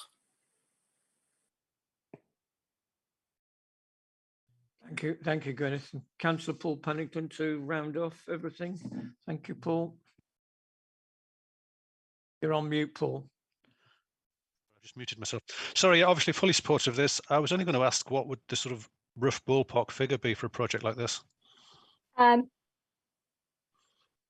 I butt in and say £550,000? That was the figure given by the officers and where I attended a virtual meeting, Paul. They were talking to us that it would be around £550,000, and they have, and the school has got a business plan. Okay. Can I ask you a further question then? If we did some sort of community fundraising and applied to the wind farm and all that kind of thing and managed to get the money, would there be support from the council to put that plan in place? Well, If I can, yeah. Just be clear that the officers are working with the school already to look at implementing and getting a pool in there. So there is no pushback from the council saying we don't want a hydro pool. What we're saying is that figure that Ellie has just shared is for the pool, but because of the impact it may have on the building and other things, that we don't want to just buy a pool, drop it in and see what happens. We've got to get the business case right for the long term, that the service users will get long-term usage out of this. So it's, as I said, it's not like buying a posh hot tub, putting it in the school and walking away. It's actually about making sure that the structure of the school complements the service that will be there at the end. So that's why I really think it's important that we get the business case on, because there will be an impact on buildings, which then may force the council to then have to invest further. So it will be the real deal. So that's why I think this is the best route to take to get the actual right investment for the right service to these children. Yeah. Thank you, Hugh. Okay, thanks very much for that. Right, okay. So we've had an amendment which has been accepted. We need to vote to take it forward. So is everybody in agreement with what has been discussed and suggested? Thank you very much. Are there anybody against? No abstentions. Can't get my worms out today. No abstentions. Okay, thank you very much. So that's taken forward. So thanks very much for that. Can we go on to the last item, which is agenda 11, which is council work forward work programme, which I'll ask Gary to introduce and bring forward, please. Yes, apologies, Chair, members, that it's very sparse. The papers had to be prepared before some of the confirmation of some of the things that need to go in there. So the main headline here is that on the 14th of March, what was to be a council briefing will now be a formal council meeting, at least in part, and that the Chief Exec will be bringing a paper to council in respect of the senior management structure. At annual council, we will be dealing with the appointment of chair, vice chair, election of leader of the council. There may be some constitutional reports that need to come from there, depending on the progress being made with development of a model constitution. And there will be reports relating to the appointment of lay members to the Governance and Audit Committee, because we'll be required to do that post-May. Okay, thanks very much for that. Well, that ends the full council. So thanks very much for all contributions today, all members, officers and so on. And thanks for the support staff as well. The meeting is finished at 13:43. So thanks very much indeed. And look after yourselves. And Thank you all. thank you very much. Bye all. Thank you. Bye-bye. Bye. Cheers. Bye.